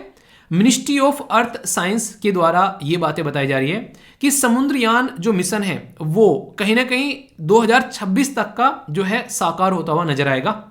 ये बातें यहां पर बोलने की कोशिश की जा रही है। अगर आप लोग ये मैप देख रहे हैं, इस मैप में अगर आप लोग समुद्र देखेंगे तो दुनिया भर में आप लोगों को समुद्र जो है वो नजर आएंगे अलग अलग तरीके से। यानी कि हमारी कंट्री के जस्ट नीचे आप लोगों को इंडियन ओशन, ये महानता है पूरी दुनिया में, एक ऐसा देश है जिसके नाम पर पूरा ओशियन है, ये आप लोग बोल सकते हैं। चाइना के नाम पे भी सी है एक छोटा सा, हमारे नाम पे भाई साहब ओशियन है, समझ रहे हैं आप लोग यहाँ पर। और जब मैं शब्द बोल रहा हूँ ना कि ब्लू इकोनॉमी के बारे में जब यहाँ पर बात कर रहे हैं तो उसको थोड़ा सा आप लोग लार्ज स्केल पर समझा करो कि ब्लू इकोनॉमी का मतलब क्या बोलने की कोशिश की जा रही है। यानी कि समुद्र के अंदर से मछली लाते हैं, समुद्र के अंदर से रिसोर्सेज लाते हैं, कोरल रीफ है उसके अंदर में हम लोग रिन्यूएबल एनर्जी निकाल कर लेकर आते हैं, समुद्र के थ्रू हम लोगों ने रास्ते बना रखे हैं, समुद्र में से हम लोग तेल निकाल कर लेकर आते हैं। तो समुद्र में आज की डेट में एक जीवन बसता है, आप लोग ऐसा बोल सकते हैं। तो ये समुद्र जो है वो दुनिया भर में अगर देखोगे तो मोटे मोटे तौर पर ये माना जाता है कि लगभग 70% से भी ज्यादा भाग पर आप लोगों को पानी देखने को मिलेगा इस पृथ्वी के ऊपर। यानी कि जो ये पोर्शन है लैंड का, ये लगभग आप लोगों को लगभग 29 या फिर 30% के करीब आप लोगों को देखने को मिलेगा। बाकी लगभग पूरा 71% या फिर 70% के करीब आप लोग बोल सकते हैं ये पानी है। तो इस पानी के अंदर में क्या क्या रिसोर्सेज हैं उसके ऊपर फोकस देने की बात की जा रही है, और कितने लोगों को किस तरीके से ये व्यापार प्रोवाइड करा सकता है, लोगों का पेट भर सकता है। क्योंकि धरती पर आज की डेट में जिस तरीके से चीजें चल रही हैं वो सब चीजों को हम लोग अगर ढंग से लेकर चलेंगे तो उसमें हम लोग सबकी पूर्ति नहीं कर पाएंगे। ठीक है, तो इसीलिए ये मिशन है जो हमारी कंट्री में लॉन्च किया गया। तो इसका जो व्हीकल है ये जरूर याद रखेगा, मत्स्य 6000, जो कि 6000 मीटर का मतलब कि 6 किलोमीटर पानी के अंदर जाने वाला है ये याद रखिएगा। ठीक है, कुछ बेसिक बातें इसके बारे में जो कि आप लोगों को पता होना चाहिए। ये फिर से बोल रहा हूं, हिंदी और इंग्लिश दोनों में पीपीटी रहती है। ठीक है, तो टेंशन मत लिया करो। एम क्या है यहां पर कि 3 लोगों को 6000 मीटर की गहराई में भेजा जाएगा मत्स्य इस पर्टिकुलर सिस्टम के अंदर बैठाकर। ठीक है, इसके अंदर बैठाकर यहां पर 6000 मीटर की यानी कि 6 किलोमीटर की गहराई पर भेजा जाएगा। एक ऐसा पहला एक यूनिक इनिशिएटिव है जो हमारे देश में लॉन्च किया गया है। और इंटरेस्टिंग चीज क्या है, इसके लिए 6000 करोड़ रुपए भी यहां पर दिए गए हैं, यानी कि 6000 करोड़ रुपए। और इस तरीके से समझ सकते हैं पार्टिसिपेट करने वाले भी काफी बेहतरीन ऑर्गेनाइजेशन है। इसके अंदर में अगर मैं आप लोगों से बात करूं यहां पर कौन कौन पार्टिसिपेट इसके अंदर कर रहे हैं, तो आप लोग देखते हैं यहां पर इसरो हो गया, IITM हो गया, DRDO हो गया, ये पार्टिसिपेट कर रहे हैं। और इसको इंप्लीमेंट करने वाली एजेंसी कौन सी है, national institute of ocean technology. ये इसको इंप्लीमेंट करेगी पूरे मिशन को, इसको देखेगी, इसके ऊपर पूरी नजर रखेगी। समुद्रयान, ये अभी समुद्रयान नहीं, बेसिकली ये जो मूवी नहीं आई थी अक्षय कुमार की जो राम सेतु, ठीक है, उसमें आप लोगों ने देखा होगा किस तरीके से क्या क्या इंस्ट्रूमेंट बनाए जाते हैं, उसमें बैठाकर किस तरीके से उनको समुद्र में उतारा जाता है। तो एक सिस्टमेटिक वे में ये चीजें आप लोगों को देखने को मिलेगी। तो ये साइंटिफिक तरीके से हम लोग चीजों को ऑब्जर्व कर पाएंगे, और ऐसा एरिया जहां पर कोई गया नहीं है आज तक, उतनी गहराई में जाकर हम लोग चीजों को समझ पाएंगे और देख पाएंगे। तो ये सेंट्रल गवर्नमेंट का जो विजन है न्यू इंडिया, तो उसके तहत ब्लू इकोनॉमी को हम लोग जो लेकर चल रहे हैं उसमें हम लोग देखेंगे कैसे हम लोग रोल प्ले कर सकते हैं। हमारे लिए बहुत इंपॉर्टेंट है ये। क्यों? हमारी कंट्री का जो एरिया टोटल आप लोगों को देखने को मिल रहा है ना, तो लगभग 7500 किलोमीटर एरिया आप लोगों को ऐसा देखने को मिलेगा जो कि कोस्टल बाउंड्री है। यानी कि हमारे कंट्री में टोटल मिलाकर 9 राज्य ऐसे हैं जो कि कोस्टल बाउंड्री, जैसे गुजरात हो गया, यहां पर महाराष्ट्र हो गया, गोवा हो गया, कर्नाटका, केरला 5, तमिलनाडु, आंध्र प्रदेश, उड़ीसा और वेस्ट बंगाल, जो कोस्टल बाउंड्री को टच करते हैं। और फिर अंडमान एंड निकोबार ले लो और इसी के साथ में लक्षद्वीप ले लो। तो इससे अंदाजा लगा सकते हैं आप लोग कि कितना बड़ा कोस्टल एरिया है हमारे देश का। तो इसलिए जरूरी है। यहाँ पर अगर बात करें हमारी कंट्री में लगभग 30% जो पॉपुलेशन है जो पूरे देश की, वो कोस्टल एरिया में रहती है। तो उनके खान पान के लिए उनको किस तरीके से जिंदा रख सकते हैं, उनके लिए जिंदगी, लाइवलीहुड जरूरी है यहाँ पर। इसी के चलते सारा फोकस किया जा रहा है। इससे क्या फायदा होगा, एक्वाकल्चर आप लोगों को यहाँ पर काफी अच्छी होती नजर आएगी। मतलब एक तरीके से जो नहीं मछली पालन वगैरह हो गया, ठीक है, टूरिज्म वगैरह हो गया, यहाँ पर एक तरीके से पर्यटन हो गया, ठीक है, लोगों के जो रोजगार का काम करेगा यहाँ पर ब्लू इकोनॉमी। एक तरीके से ये ट्रेड भी इसमें आप लोगों को काफी लार्ज स्केल पर देखते हुए आएगा। तो ब्लू इकोनॉमी काफी इंपॉर्टेंट टर्म है अपने आप में ही, इसके ऊपर भी डायरेक्ट क्वेश्चन पूछे जा रहे हैं। तो ब्लू इकोनॉमी कम से कम आप लोगों को यहाँ पर एक तरीके से समझ में आनी चाहिए।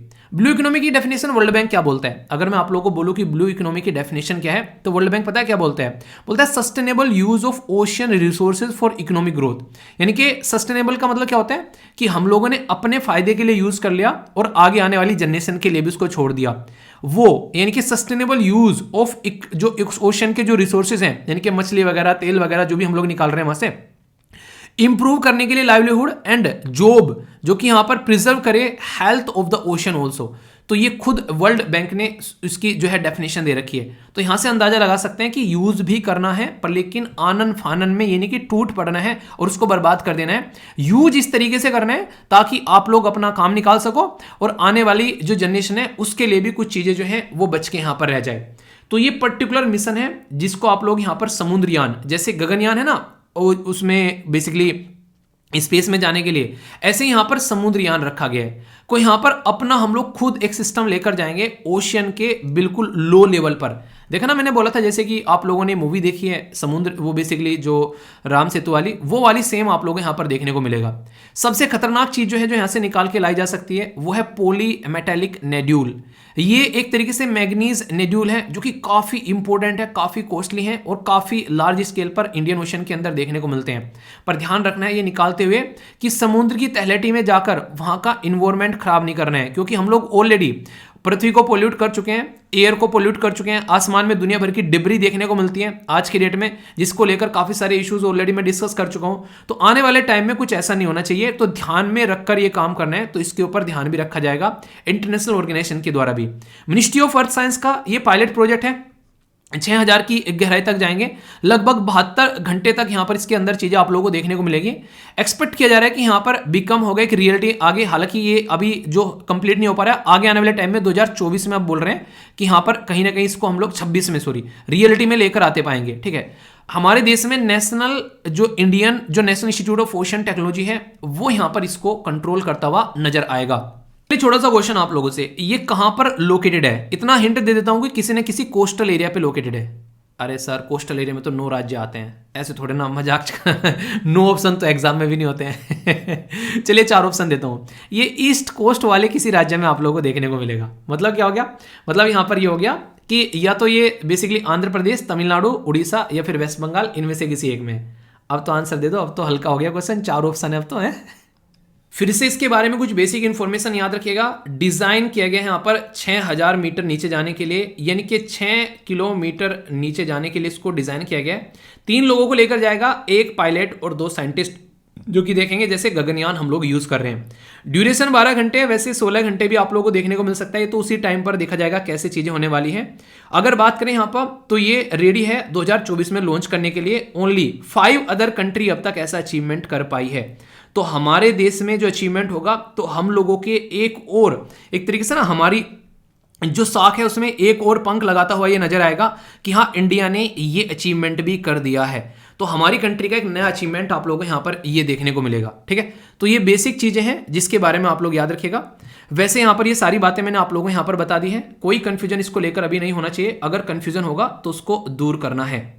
वैसे जो डीप ओशन मिशन यहां पर लॉन्च किया गया था मिनिस्ट्री ऑफ अर्थ साइंस के लिए, बजट जो था 4700 ये मिलियन यहां 5 साल के लिए यहां पर ये रखा गया। ठीक है, ओवर द पीरियड यहां पर फर्स्ट फेज में प्रोजेक्ट की कॉस्ट आप लोगों को देखने को मिली। तो इसके चलते कॉस्ट जो है कई बार ऐसा नहीं कि जितनी है उतनी ही रहेगी, उसको थोड़ा सा मतलब घटा तो नहीं करेंगे, बढ़ा लिया जाता है, क्योंकि जैसे जैसे प्रोजेक्ट डिले होता है तो कॉस्ट बढ़ जाती है। तो इसका पूरा फोकस ये है। सागरमाला प्रोजेक्ट इसके साथ में आप लोग याद रख सकते हैं, एक प्रोजेक्ट है जो कि एक इनिशिएटिव है पोर्ट एरिया में डेवलपमेंट करने के लिए और आईटी इनेबल सर्विस बनाने के लिए, मॉडर्नाइज करने के लिए। आप लोगों को एक बात बताऊं मैं, हमारा देश अगर देखोगे ना, इतना बड़ा कोस्टल एरिया है। अगर देखोगे अंडमान निकोबार, लक्षद्वीप, हम बोलते रहते हैं सिंगापुर घूमने जाएंगे, मालदीव घूमने जाएंगे, कोस्टल चीजें हैं। अपनी कंट्री में कितने सारी कोस्टल, कितने सारे सिंगापुर और कितने सारे मालदीव और मलेशिया हम लोग डेवलप कर सकते हैं अपने देश में, ये देखो तुम। ठीक है, तो कहने का मतलब यहां पर यह कि हम लोगों को इन्वेस्ट करना पड़ेगा इस एरिया में, तो खुद हम अपनी कंट्री में इतनी सारी चीजें डेवलप कर सकते हैं कि लोग हमारे देश की तरफ को देखेंगे कि वाह यार चलो वहां पर घूमने चलते हैं। तो ये आप लोग समझ सकते हैं। ये जो मिशन है इसके अंदर में जो सी माइनिंग की जाएगी अंडर वाटर जाकर, यहाँ पर इसमें जो रोबोटिक रहेगी वो जाकर निकालेगी। उन्हीं रोबोटिक जो आर्म है यहाँ पर ये यहाँ से जाकर चीजों को इकट्ठा करेगी, ऐसे उसको भर भर कर उसमें अपनी बाल्टी रहेगी जो भी रहेगी उसमें, ऐसे नहीं दूध निकाल के लेके आते हैं तो ऐसे ही यहाँ से निकाल के लेकर आएंगे और फिर उसको ऊपर तक लेकर आ जाएगा। इसमें जो पॉलीमेटेलिक जो नोड्यूल मैंने बोला, मैग्नीज है, निकिल है, कॉपर है, कोबाल्ट है, ये देखने को मिलेगा। सर्वे भी किया जाएगा, एक्सप्लोर किया जाएगा, एनर्जी को देखा जाएगा। इसके अर्थ यहाँ पर जो क्रिल फिशरी है फ्रॉम द सदर्न ओशन, तो इसके ऊपर भी फोकस है यहाँ पर। डेवलपमेंट, क्लाइमेट चेंज को लेकर advisory service, technology, sustainable development को कैसे यूज करना है। तो कहने का मतलब यहाँ पर यह कि सारी चीजें अगर आप लोग ढंग से देखोगे तो पूरा मुद्दा यह है कि 2 तरीके से इसको आप लोग डिवाइड करके देख सकते हैं। जैसे कि एक तो मुद्दा यह रहेगा कि कैसे हम लोग इसको अंडरस्टैंड कर सकते हैं, यानी कि अंडरस्टैंडिंग भी तो डेवलप करनी पड़ेगी ना। पहली बार चांद पे गए, चांद पे पानी है, ठीक है, तो वो चीजें हम लोगों ने देखी। तो इसका मतलब है कि हम लोग को पहले अंडरस्टैंडिंग भी डेवलप करनी है इसके बारे में, और जो जो रिसोर्सेज मिलेगा उसके बारे में पता चलेगा, तो वो भी चीजें आप लोगों को यहां पर देखने को मिलेगी। तो दोनों ही चीजों के लिए, और सबसे बड़ी बात ये होती है यार, कोई भी पर्टिकुलर मिशन है ना, वो किसी पर्टिकुलर एक आप लोगों को देश का नहीं देखने को मिलता है, मतलब कहने के लिए तो देश का, पर दुनिया उसका यूज करती है। ये आप लोग याद रखिएगा, ठीक है। ये काफी इंपॉर्टेंट है यहां पर, जिसके चलते आप लोगों से क्वेश्चन भी पूछा जाए तो कंफ्यूजन नहीं होना चाहिए। क्रिल फिशरी अगर किसी को समझ में नहीं आ रहा है तो ये एक तरीके का आप लोग बोल सकते हैं कमर्शियल फिशरी है। एक क्रिल जो एक श्रिम्प यानी कि झींगे टाइप में आप लोग देख सकते हैं, तो इसको भी यहां पर देखा जाएगा। तो कहीं ना कहीं एक स्टडी के तौर पर मैंने बोला ना कि इसको प्रोजेक्ट को लेकर चला जाएगा, तो ये काफी इंपॉर्टेंट है। तो जो बेसिक बेसिक बातें मैंने आप लोगों को यहां पर बता दी हैं, उनको लेकर अब आप लोगों के माइंड में कोई कंफ्यूजन नहीं होना चाहिए। इस मिशन के बारे में बता दिया, इसका जो ये समुद्रयान है उसके बारे में बता दिया, क्या क्या यहाँ पर करने वाले हैं, क्या क्या सिस्टम आप लोगों को यहाँ पर देखने को मिला जाएगा, सर्वे किया जाएगा सिस्टमेटिक वे में, कौन सा इंस्टीट्यूट इसको इंप्लीमेंट करेगा, कौन कौन मिलकर काम कर रहे हैं, सारी बातें, और क्वेश्चन क्या है आंसर राइटिंग का वही बता दिया। ठीक है, अब थोड़ा सा नजर डालते हैं यहाँ पर जो क्वेश्चन आप लोगों से बनाए गए हैं बेसिकली आप लोगों के लिए। समुद्रयान मिशन जो है उसके बारे में फर्स्ट मैन मेड जो यहाँ पर एक तरीके से यहाँ पर ये ओशियन मिशन है हमारी कंट्री का। ठीक है, तो एक तरीके से मैन मिशन बेसिकली आप लोगों को इंसान जाते हुए नजर आएंगे। National institute of ocean technology ये इंप्लीमेंटिंग एजेंसी है इस मिशन की। करेक्ट आंसर आप लोगों को बताना है, only one, only two, both या फिर नन ऑफ द अबव। तो आंसर क्या हो गया, आंसर सी हो गया। पर इसी में अगर इनकरेक्ट लगा देता और आप लोग बोलते वाओ कितना आसान क्वेश्चन है, तुरंत आंसर लगाते।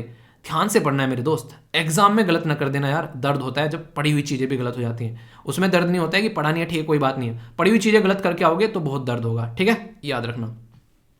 डीप ओशन मिशन के बारे में बात करते हैं तो मिनिस्ट्री ऑफ अर्थ साइंस का आप लोगों को ये देखने को मिलता है। बजट जो है इसके लिए अभी यहां पर दिया गया था 4700 मिलियन, जो 5 साल के लिए। मिलियन है ये डॉलर है, रुपये में कन्वर्ट कर लेना, इसको मल्टीप्लाई करके 80 से पता चल जाएगा आप लोगों को। ठीक है, मिशन मोड इनिशिएटिव जो है वो सपोर्ट कर रहा है green and clean economy aspiration for India, ये बात यहां पर बोली जा रही है। सही आंसर यहां पर क्या है ये आप लोगों को बताना है। ए में बोला गया 1 2, बी में बोला गया 2 3, सी में बोला गया 1 3, डी में बोला गया all of the above. Question इतना छोटा सा आप लोगों को चेंज करके चला जाएगा, आप लोगों को पता भी नहीं चलेगा। तो यहां पर क्या बात की जा रही है, ये ग्रीन एंड क्लीन इकोनॉमी के बारे में यहां पर बात की जा रही है, मिशन मोड जो इनिशिएटिव है। और बात क्या की थी बात की थी यहां पर ब्लू इकोनॉमी के बारे में। ठीक है, तो ये ब्लू इकोनॉमी के लिए है, ग्रीन और क्लीन इकोनॉमी के लिए नहीं है। ठीक है, तो कंफ्यूजन में डालेंगे, बोलेंगे लिखी हुई तो स्टेटमेंट सही लग रही है यार, पर लेकिन वो सही नहीं होती है, वो आप लोग को चकमा देने के लिए स्टेटमेंट बनाई जाती है ताकि आप लोग सीरियस होकर थोड़ा सा पढ़ाई कर सको, है ना, लगे कि पढ़ लिया भाई साहब बस हो गया काम। टॉपिक पढ़ के निकल जाते हो, एग्जाम में क्वेश्चन सही नहीं होते, रीजन क्या है, प्रैक्टिस ही नहीं की है भाई साहब। तो प्रैक्टिस करना जरूरी है उस टॉपिक की, अगर रियलिटी में सीरियस तरीके से एग्जामिनेशन हॉल में बैठना चाहते हो तो। ठीक है, तो आई होप कि माइंड में क्लैरिटी आ गई कि पूरे मिशन की। कोई डाउट हो तो बताना, कोई भी डाउट आप लोगों के माइंड में इसको लेकर नहीं होना चाहिए। हमारी कंट्री में कोस्टल राज्य मैंने आप लोगों को बताए 9 कोस्टल राज्य हैं। सबसे बड़ी कोस्टल बाउंड्री कौन से राज्य की और सबसे छोटी, सबसे छोटी तो बता ही दोगे किसकी है, ये क्वेश्चन भी आप लोग बताइए, देखता हूं कौन सही आंसर देता है। ठीक है, तो सही आंसर देना भी अपने आप में एक कला है। बहुत सारे बच्चे जो हैं वो आज की डेट में अच्छे से आंसर दे रहे हैं, तो अच्छा लगता है यार। ठीक है, मतलब दिल को तसल्ली मिलती है कि आप लोग पार्टिसिपेट करते हो, तो उसमें लगता है कि मतलब मैं मेहनत कर रहा हूँ, आप लोग भी उसके डबल मेहनत कर रहे हो, तो फिर मजा आता है। बहुत सारे बच्चे इतने डिटेल में आंसर देते हैं ना, मतलब लगता है कि मुझे भी कई सारी चीज़ें नई सीखने को मिल जाती है उसमें से। तो इसलिए पार्टिसिपेट अच्छे से किया करो। ओके, तो सीखने का ये प्रोसीजर होता है, तो एक दूसरे से सीख कर ही आगे बढ़ना है कि नहीं। ठीक है, और फीडबैक भी दे दिया करो, क्या समझ में आया और क्या समझ में नहीं आया। बहुत ही इंपॉर्टेंट पॉइंट है और इंपॉर्टेंट आर्टिकल आप लोग यहाँ पर इसको बोल सकते हैं। बात की जा रही है 1 रैंक 1 पेंशन के बारे में। आप लोग इसको कैसे समझ सकते हैं, इसको लेकर देश के अंदर में काफ़ी प्रोटेस्ट भी हुआ था जब इसके बारे में बात की गई थी। जैसे मान लीजिए एक पर्टिकुलर पर्सन है, वो एक रैंक से रिटायर हुआ आज की डेट में। ठीक है, और एक पर्सन जो है वो आज की डेट में जो है वो जॉब पे गया है और फिर आगे चलकर उस रैंक पे पहुंचा और फिर उससे रिटायर हो रहा है। तो यहाँ पर जो दोनों की पेंशन मिल रही है, उन दोनों की रैंक जो है वो एक है, पर लेकिन पेंशन दोनों को अलग अलग मिल रही थी। तो इसके चलते यहाँ पर काफ़ी सारी दिक्कतें देखने को मिली कि यहाँ पर लोगों ने ये बोला कि जब एक रैंक है तो पेंशन भी एक जैसी ही होनी चाहिए। क्यों? क्योंकि दोनों की बेसिक पे थी जो अलग अलग थी। ये सारी चीज़ें मैंने बहुत ही अच्छे से, बहुत ही पास से देखी। रीज़न क्या था, आप लोगों को पता है कि मेरे फादर साहब जो हैं वो आर्मी से रिटायर हैं। तो जब कोई ऐसी चीज़ें होती है तो अपने घर में भी इस तरीके के डिस्कशन होते हैं, तो मैंने उनसे बैठकर भी इसके बारे में डिस्कस किया था थोड़ा सा। तो ये सारी चीज़ें जो हैं वो कहीं ना कहीं एक तरीके से काफ़ी लंबे समय से मांग की जा रही थी। और हमारे जो डिफेंस फोर्स के जो लोग हैं, खासकर जो देश की इस लार्ज स्केल पर सेवा करते हैं, तो ज़रूरी है कि उनको कम से कम सिक्योरिटी भी यहाँ पर मिलनी चाहिए। तो गवर्नमेंट के द्वारा यहाँ पर अप्रूव किया है कि रिवीजन पेंशन जो भी पे की जाती है डिफेंस पर्सनल को और उनके family under the 1 rank 1 pension के तहत यहाँ पर, तो ये काफ़ी एक अच्छी बात है कि इसका टाइम टू टाइम रिवीजन किया जाएगा ताकि उनकी जो पेंशन है, जो नए रंग रूट हैं, उनकी पेंशन के इक्वल की जा सके। रिवीजन जो है वो ऑल रिटायर्ड डिफेंस पर्सनल पर जो है वो अप्लाई होगा 30 जून 2019 से, एक्सक्लूडिंग द जो प्रीमेच्योर रिटायर हो जाता है ना कई बार, 1 जुलाई 2014 से जो एक तरीके से उनको एक्सक्लूड किया जाएगा जो कि प्री मैच्योर रिटायर हो चुके हैं। इसका क्या मतलब होता है, एक आप लोगों को देखने को मिलेगा कि मिनिमम ये माना जाता है कि लगभग 15 साल की जॉब जो है वो आप लोगों को करनी है, ठीक है। उसके बाद में अगर आप लोगों को लगता है कि रिटायरमेंट होना है तो आप लोग अपना रिटायरमेंट ले सकते हैं। तो कई सारी ऐसी कंडीशन देखने को मिलती है आप लोगों को आर्मी के अंदर में जाओगे तो। हालांकि अब तो जो है उसको भी चेंज करने जा रहे हैं कहीं ना कहीं, जो आप लोगों ने देखा अभी जो हमारे देश में एक नया सिस्टम आया 4 साल का, क्या नाम दिया गया बताओ उसको, जिसके ऊपर काफ़ी ज़्यादा प्रोटेस्ट हुआ था। तो एक नई चीज़ यहाँ पर देखने को मिल रही है। वन रैंक वन पेंशन का मतलब क्या है कि same pension to the military officers for the same rank for the same length of the service irrespective of the date of retirement. समझ में आ गया? नहीं आया तो बताता हूँ कि एज उतनी है, मतलब इतनी ही सर्विस उसने करी है, इतनी ही सर्विस इसने करी है, उतनी ही रैंक इसकी है, इतनी ही रैंक इसकी है, पर लेकिन दोनों की पेंशन अलग अलग थी। तो ऐसा नहीं होना चाहिए, दोनों की पेंशन जो है वो एक होनी चाहिए, भले ही दोनों की रिटायरमेंट एज जो है वो अलग अलग हो। तो ये बात यहाँ पर बोलेगी। इससे पहले यहाँ पर जो पेंशन थी वो अलग तरीके से मिलती थी यहाँ पर उनको, और दूसरे जो नए आ रहे हैं उनको अलग तरीके से। तो उसकी वजह से यहाँ पर ये दिक्कतें देखने को मिली थी, ठीक है। तो बेसिक है यहाँ पर ये पूरा गेम जो है डिफेंस मिनिस्ट्री के अंडर आप लोगों को देखने को मिलेगा, और ये कई बार न्यूज़ में भी रहता है। कॉन्सेप्ट की क्लैरिटी अगर आप लोगों को रहेगी तो कोई दिक्कत नहीं है, सारी चीज़ें आप लोग संभाल लोगे फिर, ठीक है। आगे बढ़ते हैं। यहाँ पर बात की जा रही है भूपेंद्र यादव, उनके द्वारा यहाँ पर अभी जो कुछ मुद्दे हैं उसके बारे में बात करेंगे, जो कि बात की जा रही है मिनिस्ट्री ऑफ लेबर के बारे में और इम्प्लीमेंट के बारे में। क्या है यहाँ पर समझेंगे काफ़ी अच्छे से। ये नेशनल कैरियर सर्विस पोर्टल के बारे में बात की जा रही है। तो गवर्नेंस से रिलेटेड जो टॉपिक है उसके साथ में आप लोग इसको कवर कर सकते हैं। तो ministry of labour and employment के द्वारा लॉन्च किया गया था नेशनल कैरियर सर्विस पोर्टल 2015 में। ये जो पोर्टल है इसका काम क्या था, ताकि एक तरीका जो प्लेटफॉर्म है जो कि वैराइटीज ऑफ एम्प्लॉयमेंट जो सर्विस है वो प्रोवाइड कराता है, जो भी क्वालिफाइड जॉब सीकर है। यानी कि मान लीजिए आप लोगों ने 12th कर रखी है तो आप लोगों को कैसी जॉब मिलनी चाहिए, एक इंसान है जिसने ग्रेजुएशन कर रखी है उसको कैसी जॉब मिलनी चाहिए, तो उसके हिसाब से उसको जॉब प्रोवाइड कराने का काम करता था, ताकि सुटेबल एम्प्लॉयमेंट उस इंसान को मिल सके। नेशनल कैरियर सर्विस जो पोर्टल है यहाँ पर ये एक तरीके से कैंडिडेट की जो पर्सनैलिटी है उसको भी इन्हेंस करता था, काउंसलिंग करके, वोकेशनल गाइडलाइन देके और स्किल ट्रेनिंग प्रोवाइड करा के। अभी यहाँ पर नेशनल जो कैरियर सर्विस है और ई श्रम जो है यहाँ पर, ये अभी यहाँ पर आप लोगों को देखने को मिलेगा, इनको लिंक किया जा रहा है और अच्छे लेवल पर, ताकि चीज़ों को मिला जाए। तो कंप्लीट हो गया इनका लिंक। ई श्रम पोर्टल जो है ये डेटाबेस है जहाँ पर अनऑर्गेनाइज्ड वर्कर आप लोगों को देखने को मिलेंगे, लगभग 38 करोड़ 2021 में लॉन्च किया गया था। अगर आप लोग मेरे साथ में रेगुलर कनेक्ट रहते हैं तो इसके बारे में मैंने बहुत ही डिटेल में आप लोगों को पढ़ाया था कि अनऑर्गेनाइज वर्कर जो रहते हैं वो, जैसे कि एग्रीकल्चर है, अनऑर्गेनाइज सेक्टर में आप लोगों को देखने को मिलेगा। आप लोग जैसे रेडी लगाने वाले, ठेले लगाने वालों को देखते हैं, ये सारे अनऑर्गेनाइज सेक्टर में आते हैं। तो इनके लिए क्या किया जाए, इनका आज चूल्हा जलेगा क्योंकि ये काम कर रहे हैं, कल चूल्हा नहीं जलेगा क्योंकि इन्होंने काम नहीं किया। तो डे बाय डे की दहाड़ी पर इनका काम चलता है। तो कई बार हेल्थ की प्रॉब्लम हो जाती है, कई बार कोई यहाँ पर एजुकेशन को लेकर प्रॉब्लम देखने को मिलेगी, घर पर प्रॉपर खाना नहीं बनता है, कई सारे और इशू देखने को मिलते हैं। तो उनके लिए सोशल सिक्योरिटी स्कीम के बारे में बात की जाती है। तो इससे रिलेटेड ये न्यूज़ थी, कोई भी कंफ्यूजन आप लोगों को नहीं होना चाहिए। तो नेशनल कैरियर सर्विस पोर्टल के बारे में मैंने बताया, और इसको कनेक्ट किया गया किसके थ्रू, ई श्रम के थ्रू, ठीक है। पोर्टल मतलब क्या होता है, वेबसाइट आप लोग बोल सकते हैं एक तरीके से, ओके। ये जो न्यूज़ है ये मुझे इंटरेस्टिंग लगी, और इसको तो मतलब एक तरीके से सैल्यूट करने वाली बात आप लोग यहाँ पर बोल सकते हैं। आप लोग सोचो, अभी फिलहाल कोई बच्चा है, उसकी एज जो है वो 16 साल है, ठीक है, और 16 साल में ही उस बच्चे को तैयार करना स्टार्ट कर दिया जाए, किसके लिए, सिविल सर्विसेज के लिए। 2021 बोल रहा हूँ, मतलब 21 साल की जैसी एज होगी उसको अटैम्प्ट देने को मिलेगा, और वो फर्स्ट अटैम्प्ट में जो है वो अपना एग्जाम निकाल कर लेकर चला जाए। जैसे कई सारे पेरेंट्स इसी तरीके से अपने बच्चों को प्रिपेयर कर रहे हैं आज के डेट में। टीना डाबी का उदाहरण ले सकते हैं, उनकी जो सिस्टर थी रिया डाबी, उनके पेरेंट्स जो थे वो ऑलरेडी सिविल सर्वेंट थे। उन्होंने दोनों बेटियों को इस तरीके से प्रिपेयर किया कि वो आते ही अपना एग्जाम निकाल के दोनों IAS बन गई। तो ये होता है एक सही तरीके से बच्चों को गाइड करने वाली बात है। तो उनको एडवांस में गाइड किया गया, तो दोनों जो है उस पोस्ट पर जाकर बैठ गई आसानी से। सोचो अगर सेम काम जो है हम लोग अपने ओलंपिक के लिए तैयार करना स्टार्ट कर दें, अपने आने वाले जो बच्चे हैं उनको ओलंपिक के लिए तैयार करना स्टार्ट कर दें, तो इसी के बारे में मैं बात करूंगा आप लोगों से। ओलंपिक में कलर है आप लोगों के सामने, 5 कलर हैं। 5 कलर जो है वो कौन कौन से कॉन्टिनेंट को रिप्रेजेंट करते हैं ये आप लोग बताइए। बताया था ओलंपिक के टाइम पर मैंने काफ़ी अच्छे से सारी बातें, ठीक है। मिशन ओलंपिक इंडियन आर्मी के द्वारा रिक्रूट किया गया 4 मेरिटोरियस जो स्पोर्ट वुमेन है उनको अंडर मिशन ओलंपिक प्रोग्राम। ये मिशन ओलंपिक 2001 में स्टार्ट किया गया था। मिशन ओलंपिक का ऑब्जेक्टिव ये रहता है कि कैसे यहाँ पर आइडेंटिफाई किया जाए और ट्रेन किया जाए स्पोर्ट पर्सन को अलग अलग डिसिप्लिन में। टोटल 11 डिसिप्लिन है इनके पास में। यहाँ पर जो आप लोगों को सक्सेस देखने को मिलेगा, जैसे मेजर जैसे राजवर्धन सिंह राठौर 2004 में, ठीक है। तो एथेंस ओलंपिक देख सकते हैं, सूबेदार Vijay Kumar London Olympic, Neeraj Chopra Tokyo Olympic, ये सारे डायरेक्ट और इनडायरेक्ट वे में आर्मी से कनेक्टेड आप लोगों को नजर आएंगे। यानी कि हमारी आर्मी के जो लोग हैं आज के डेट में जिस तरीके की रिप्रेजेंटेशन आप लोगों को देखने को मिलेगी, शानदार परफॉर्मेंस यहाँ पर निकल कर आती है।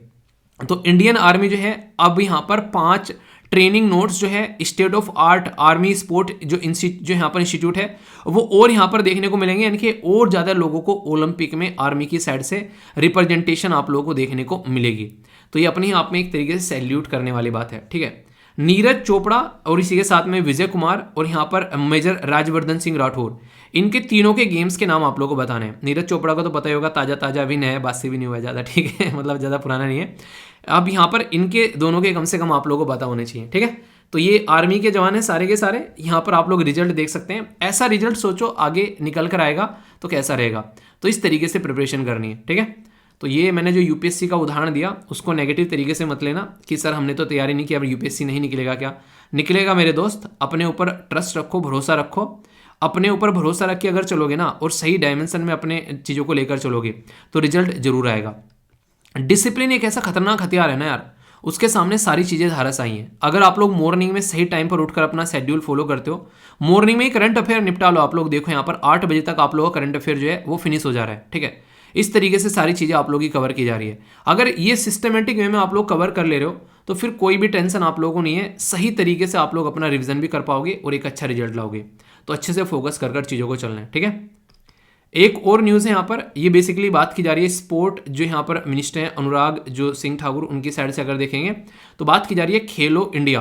तो खेलो इंडिया डैशबोर्ड लॉन्च किया गया था रिसेंटली अभी न्यू दिल्ली के अंदर में। तो इसके बारे में भी आप लोगों को बता दूं, ये खेलो इंडिया डैशबोर्ड जो है इसमें ऑल स्टैटिकल जो डेटा है खेलो इंडिया स्कीम से रिलेटेड और खेलो इंडिया इवेंट से रिलेटेड वो आप लोगों को देखने को मिलेगा।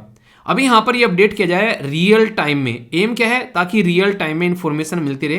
देखिए बेसिकली रियल टाइम का मतलब क्या होता है कि जब जो चीज़ें हो रही हैं उसी टाइम उसकी इन्फॉर्मेशन मिल जाए, तो इसको रियल टाइम कहते हैं। जैसे नहीं आप लोग चेक करते हैं ओला उबर, अगर आप लोग यहाँ पर इनके थ्रू आप लोग अपना कुछ भी या फिर आप लोग जोमेटो से खाना मंगाते हैं तो आप लोगों को पता चल जाता है कितनी देर में वो आप लोग के घर आ रहा है। तो रियल टाइमली आप लोग उसको ट्रेस कर रहे हो। तो खेलो इंडिया जो है, तो खेलो इंडिया प्रोग्राम है यहाँ पर वो इंट्रोड्यूस किया गया था ताकि स्पोर्ट कल्चर देश के अंदर में लाई जा सके और ग्राउंड लेवल पर एक जो हीरा है उसको गांव में से उठाकर भी लाया जा सके अगर उसके अंदर में टैलेंट है। तो यहाँ पर ये चीज़ें देखने को मिली।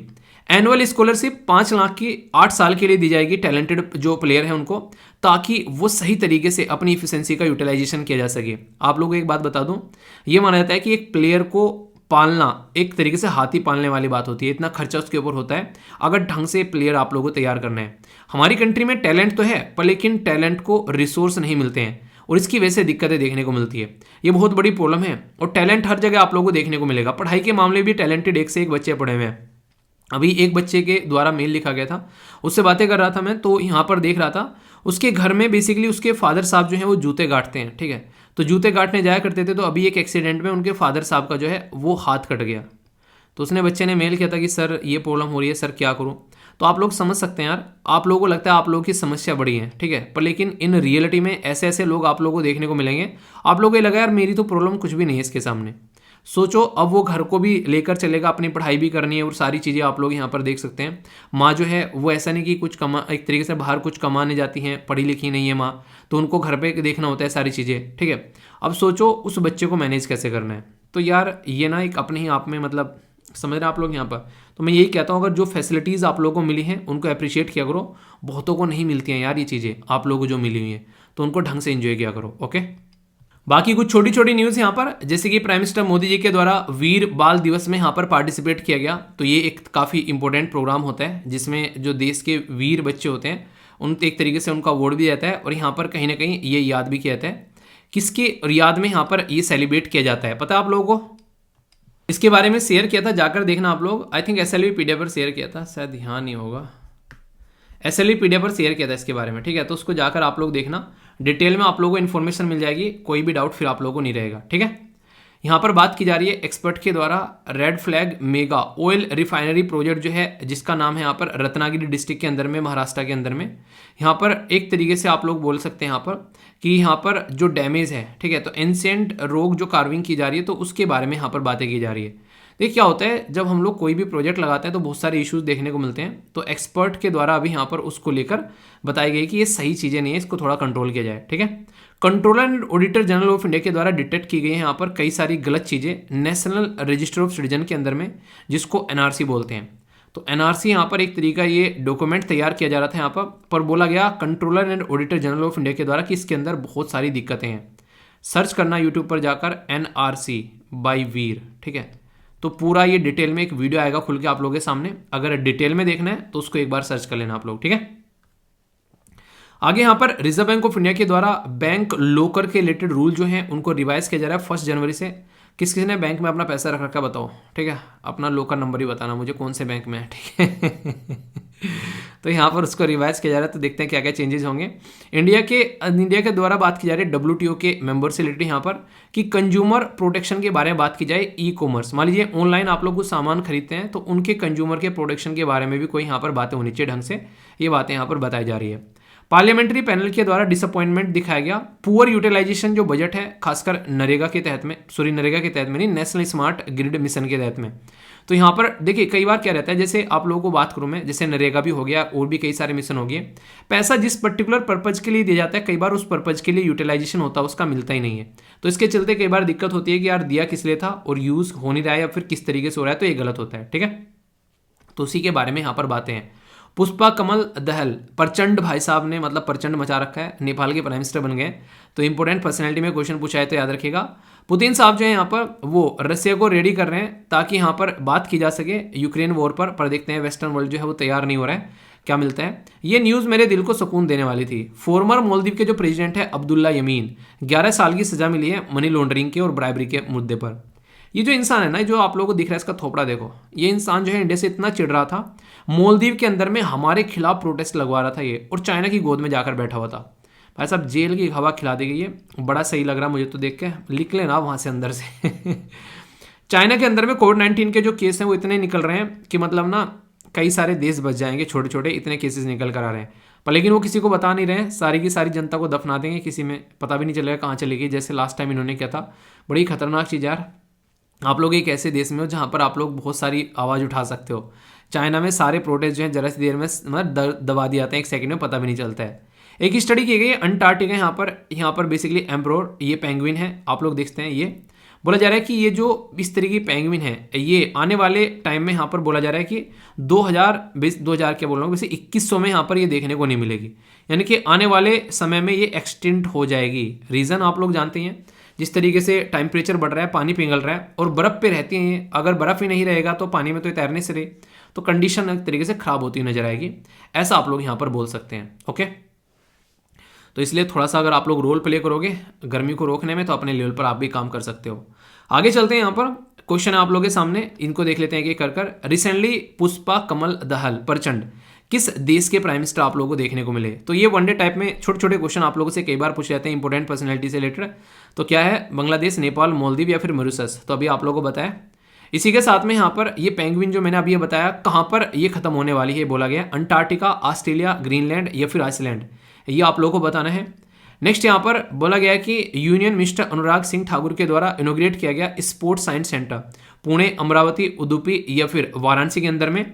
नेक्स्ट यहाँ पर बोला गया कि नेबर कंट्री के द्वारा एग्री किया गया start negotiation for the free trade agreement.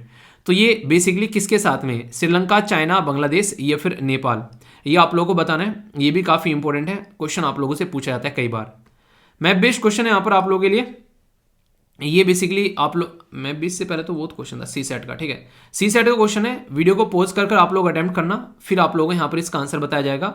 उससे पहले मैं आप लोग को मैप बेस्ड क्वेश्चन दिखाता हूँ। फिर बात की जा रही है यहाँ पर सेबेल रिवर के बारे में, ठीक है। तो सेबेल रिवर जो आप लोगों को देखने को मिलेगी ये एग्जैक्ट कहाँ पर है, ये यहाँ पर आप लोगों को नजर आएगी। ये लोकेशन कौन सी है, अगर मैप में आप लोगों को मैं दिखाऊं, इसकी एग्जैक्ट लोकेशन आप लोगों को नजर आएगी यहाँ पर सोमालिया के अंदर में, ठीक है। तो ये जो रिवर है इसका जो मैप बेस्ड लोकेशन है वो सोमालिया के अंदर आप लोगों को देखने को मिलेगी। ये सोमालिया एग्जैक्ट यहाँ पर आप लोग समझ सकते हैं मैप के अंदर में। लगभग 1130 किलोमीटर लंबी ये रिवर आप लोगों के सामने है, ठीक है। तो इसके बारे में याद रखिएगा, दो मेन रिवर जो है इससे रिलेटेड यहाँ पर जुबा और इसी के साथ में यहाँ पर सिबेली, ठीक है। तो ये भी आप लोग इससे कनेक्ट करके देख सकते हैं। बाकी अफ्रीका की बात की जा रही है तो ज़्यादा अंदर घुसने की जरूरत नहीं है, हल्का सा आइडिया रखिएगा, ठीक है। नेपाल है इसका आंसर, मैंने आप लोगों को यहाँ पर पढ़ाया अभी थोड़ी देर पहले यहाँ पर। इसी के साथ में यहाँ पर ये पेंगुइन के बारे में मैंने डिस्कस किया, तो क्या है यहाँ पर अंटार्कटिका, यानी कि ये आंसर देखने को मिलेगा। ये जो है पर्टिकुलर यहाँ पर कहाँ पर इसको लॉन्च किया गया, तो ये है उडुपी, ठीक है। कहाँ पर है ये पता है आप लोगों को लोकेटेड? बताइए, नहीं पता, मुझे भी नहीं पता है, दोनों को पता चल जाएगा, कम से कम पता तो होना चाहिए ना मुझे भी, तो मेरे लिए सर्च करना जाके। बाकी हमारा देश है पड़ोसी बांग्लादेश, जो कि हमारे देश के साथ में सबसे बड़ी बाउंड्री टच करता है, पता है ना आप लोगों को। दूसरे नंबर पे सबसे ज़्यादा बड़ी बाउंड्री कौन टच करता है हमारे देश के साथ में, ये आप लोगों को बताना है। देखता हूँ कौन कौन सही आंसर देता है। बाकी सी सेट का क्वेश्चन का आंसर जो है वो है 1.5, यानी कि आंसर आप लोगों को यहाँ पर बी देखने को मिलेगा। तो हल्का सा आइडिया कम से कम इसके बारे में रखिएगा। अभी मैं आप लोगों को वोकेबलरी बताऊंगा जो कि काफ़ी अच्छे से हम लोग देखेंगे एक एक कर। इंग्लिश इंप्रूव करने का काफ़ी अच्छा तरीका होता है, डेली कुछ शब्द आप लोग बेसिकली सीखो नए और उनके ऊपर सेंटेंस फॉर्म करो, तो इंग्लिश लिखने भी लगोगे, बोलने भी लगोगे और समझने भी लगोगे। इसी के साथ में ये आप लोग आंसर राइटिंग में भी इंप्रूवमेंट आप लोग का आएगा। एनडीए सीडीएस एसएससी बैंकिंग के अंदर भी आप लोगों को एंटोनिम सिनोनिम्स आते हैं, वहां पर ही फायदा पहुंचाएगा, ठीक है। पहला शब्द जो है ये है सुपाइन, इसका मतलब होता है लापरवाह, यानी कि जो काम दिया गया वो काम न करना। जैसे कि आप लोगों को बोला गया है पढ़ने के लिए और इंसान पढ़ ही नहीं रहा, अलग ही दुनिया जी रहा है, तो फेलिंग टू एक्ट और protect the result, moral weakness भी देखने को मिलेगी, आप लोग यहाँ पर इसके बारे में समझ सकते हैं। तो इसको सुपाइन वर्ड आप लोग यहाँ पर यूज कर सकते हैं, ठीक है। तो इंपॉर्टेंट है, याद रखिएगा, और सेंटेंस भी फॉर्म करने की कोशिश जरूर करना। ये शब्द है यहाँ पर ऑस्टेंसिबली, यानी कि जाहिर तौर पर, यानी कि एविडेंस दिया जाए किसी चीज के बारे में कि हाँ ये सत्य है, ठीक है। ऑफिशियली किसी चीज को एक्सेप्ट कर लिया जाए कि ये सत्य है, तो यहाँ पर उसको बोलते हैं ऑब्स्टेंसिवली, ठीक है। तो ये शब्द भी काफी एक ऐसा शब्द है जो काफी न्यूज़पेपर में रेगुलर आप लोगों को देखने को मिल जाता है। ये शब्द जो है यहाँ पर ये है स्कोरलेस, यानी कि एक तरीके से मिथ्या आप लोग बोल सकते हैं, या फिर अपमानजनक भी बोल सकते हैं, या फिर बोल सकते हैं कि चीज़ की एडवांटेज लेना, किसी को डिफेम करने वाली बात भी आप लोग बोल सकते हैं, इंसल्ट करने वाली बात भी यहाँ पर बोल सकते हैं। एक तरीके से किसी के बारे में गलत तरीके की इन्फॉर्मेशन फैलाना, एक तरीके से कई सारी चीज़ें आप लोग यहाँ से कनेक्ट कर सकते हैं, यानी कि एक तरीके से किसी के एक तरीके से गेन लेना, अपने फायदे के बारे में बात करना, किसी की रेपुटेशन को डैमेज करके, ऐसे बोल सकते हैं आप लोग। तो स्क्रॉलेस वर्ड यहाँ पर यूज कर सकते हैं इस पर्टिकुलर चीज के लिए। हैवी हैंडेड वर्ड के लिए आप लोग सीधा सीधा यूज कर सकते हैं एक क्रूल, हार्श, या फिर आप लोग बोल सकते हैं किम जोंग उन, ठीक है। मतलब एक ऐसा लीडर जिसके बारे में डायरेक्ट आप लोग यहाँ पर बात कर सकते हैं, यानी कि किम जोंग उन जो है वो सारी चीजों को हैवी हैंडेडली लेता है। ये शब्द है यहाँ पर डेनिलिएटिंग का मतलब होता है एक तरीके से चित्रित करना या डिफाइन करना, किसी चीज के बारे में एक तरीके से डिस्क्राइब करना, किसी चीज को दिखाना एक प्रिसाइजली तरीके से, ठीक है। समझाना भी आप लोग किसी को बोल सकते हैं एक तरीके से यहाँ पर ये, ठीक है। तो एटलीस्ट वन सेंटेंस जरूर फ्रेम करना, कोई माँ के पेट से सीख के नहीं आता है, ट्राई करोगे तो सीख जाओगे। इतने अच्छे से आंसर दिए जा रहे हैं कई सारे बच्चों के द्वारा कि दिल खुश हो जाता है। जो आंसर दे रहा है ना यार, आप लोग खुद देखो, एक इंसान जो है इतने अच्छे से पार्टिसिपेट कर रहा है, एक इंसान जो है कि जस्ट वीडियो सुनकर निकल जा रहा है, तो सोचो आप लोग कौन ज़्यादा फायदा उठा रहा है, किसके ज़्यादा अच्छे मार्क्स एग्जाम में आने चाहिए। खुद आप लोग देखो, बोलने की कोई जरूरत नहीं है, ठीक है। इंपॉर्टेंट पर्सनैलिटी अटल बिहारी वाजपेयी जी के बारे में पूछा गया था, काफ़ी अच्छे से भी इनके द्वारा भी यहाँ पर डिटेल में बताया गया कि यहाँ पर कब कब ये प्राइम मिनिस्टर है, आप लोग देखते हैं। इसी के साथ में यहाँ पर सारी बातें इनके द्वारा यहाँ पर बताई गई हैं। तो काफ़ी अच्छा गुड गवर्नेंस डे के बारे में हम लोगों ने डिस्कस किया था, इनके बारे में कुछ बेसिक चीज़ें यहाँ पर भी बता दी है कि कैसे कैसे इनकी जो ड्यूरेशन रही, एक्सटर्नल अफेयर मिनिस्टर की भी पोस्ट पर रहे, बेस्ट पार्लियामेंटेरियन का अवार्ड भी मिला इनको, तो ये काफ़ी इंपॉर्टेंट पर्सनैलिटी थे, ठीक है। ये था आज का डिस्कशन, कैसा लगा जरूर बताना, अच्छा या बुरा जैसा भी आप लोगों को लगता हो आप लोग उसके बारे में बता सकते हैं। और अपनी जिंदगी यार आप लोगों के हाथ में है, आप लोगों को सुधारनी है। देखो एक दिन में ना कोई भी बादशाह नहीं बनता है, आज ही पढ़ देंगे सब कुछ आज ही हो जाएगा, टाइम टेबल फॉलो नहीं हो रहा तो रो रहे हो, ऐसा नहीं हुआ करता। आप लोग चीज़ों को आराम आराम से इंप्रूव करने की कोशिश करो। आज नहीं लिखा जा रहा है, एक शब्द लिखो, कल 2 शब्द लिखो, कल 3 शब्द लिखो। अपना जो पूरे दिन में काम कर रहे हो उसी से कुछ शब्द बनाकर लिखने की कोशिश करो। डीमोटिवेट होने से ज़्यादा अच्छा है कुछ कर लो। डीमोटिवेशन कब आता है? मॉर्निंग में टाइम जो वेस्ट किया, शाम तक आते आते माइंड जो भारी हो गया, फ्रस्ट्रेशन हो गया, फिर शाम को देखा कुछ नहीं हुआ, फिर सो गए, फिर सोए, फिर लेट उठ रहे हैं, ये होता है फ्रस्ट्रेशन। इस साइकिल से निकलना चाहते हो तो कोशिश करो अपने आप को एक शेड्यूल में लेकर आओ, एक डिसिप्लिन में लेकर आओ। और इसमें एक बहुत बड़ा रोल जो आप लोगों के लिए मैं प्ले कर सकता हूं यहाँ पर, इतना काम करके कि मॉर्निंग में एग्जैक्ट 6 बजे आप लोग आकर बैठ जाओ। 6 बजे से 8 बजे तक अगर पढ़ लोगे ना आप लोग एक बार, तो आप लोगों को ये लगेगा वाओ कितना कुछ कवर कर लिया है, और फिर बहुत सारी चीज़ें जो हैं आप लोग अच्छे से कर पाओगे। आने वाले टाइम में जो भी दिन रहेगा उसमें चीज़ों को ढंग से प्रोडक्टिव वे में लेकर चल पाओगे। यानी कि जब लगता है ना मॉर्निंग में उठते ही जब हाँ इतना कुछ कर लिया, तो मैं खुद अपना एक्सपीरियंस बता रहा हूँ, जब मेरा अच्छा दिन जाता है स्टार्टिंग में, जब सुबह सुबह मैं अपनी चीज़ें अच्छे से कवर कर लेता हूँ तो अच्छा रहता है। जैसे एक दिन वॉइस नहीं आ रही थी, उस दिन मतलब पूरा दिन मतलब उबड़ खबड़ सा हो जाता है, और एक जो काम 1.5 घंटा पहले हो चुका था उसके लिए अलग से 2-3 घंटे और लग गए, उसमें और प्रोडक्टिव काम कर सकता था। हालांकि ऐसा नहीं कि मतलब ये सारी चीज़ें परफेक्ट चलती हैं तो ऊपर नीचे होती रहती है, तो उनको लेकर फ्रस्ट्रेट होने से कोई मतलब नहीं है। चीज़ों का सोल्यूशन निकाल के आगे बढ़ने की कोशिश करो। जिंदगी में यार आगे बढ़ते रहो और अपनी चीज़ों को सुधारते रहो, यही जिंदगी जीने का तरीका है। तो all the best to all of you, have a great day, अच्छे से एंजॉय करना। और आज के दिन को कितने मार्क्स दोगे, वो आज के दिन को बोल रहा हूँ, इस साल को कितने मार्क्स दोगे वो जरूर बताना। और वीडियो को एक बार रिकॉल करके देखा करो क्या क्या डिस्कस किया, तो आप लोगों को पता चलेगा कितने सारा सामान जो है हम लोगों ने डिस्कस कर लिया है। तो ये भी आप लोगों के माइंड में क्लैरिटी लेकर आएगा, ठीक है। तो फीडबैक जरूर दे दिया करो जैसा वीडियो लगती है। और हिंदी और इंग्लिश में दोनों पीडीएफ टेलीग्राम पर मिल जाएगी, स्टडी लवर वीर नाम सर्च कर लेना टेलीग्राम पर, ठीक है। सारी चीज़ें इकट्ठी आप लोगों को मिल जाती हैं। आंसर राइटिंग ग्रुप में क्वेश्चन पोस्ट करता हूँ, आंसर राइटिंग जरूर किया करो, तभी कुछ नया सीखने को मिलेगा अच्छे से, ओके। तो all the best to all of you, ध्यान रखो, बड़ों को नमस्ते, छोटों को प्यार, छोटी सी लाइफ एंजॉय करार। मिलता हूँ नेक्स्ट वीडियो में, तब तक के लिए जय हिंद। और हाँ, मौज लो रोज लो, नहीं मिले तो खोज लो, खुश रहा करो यार, बिंदास, ओके।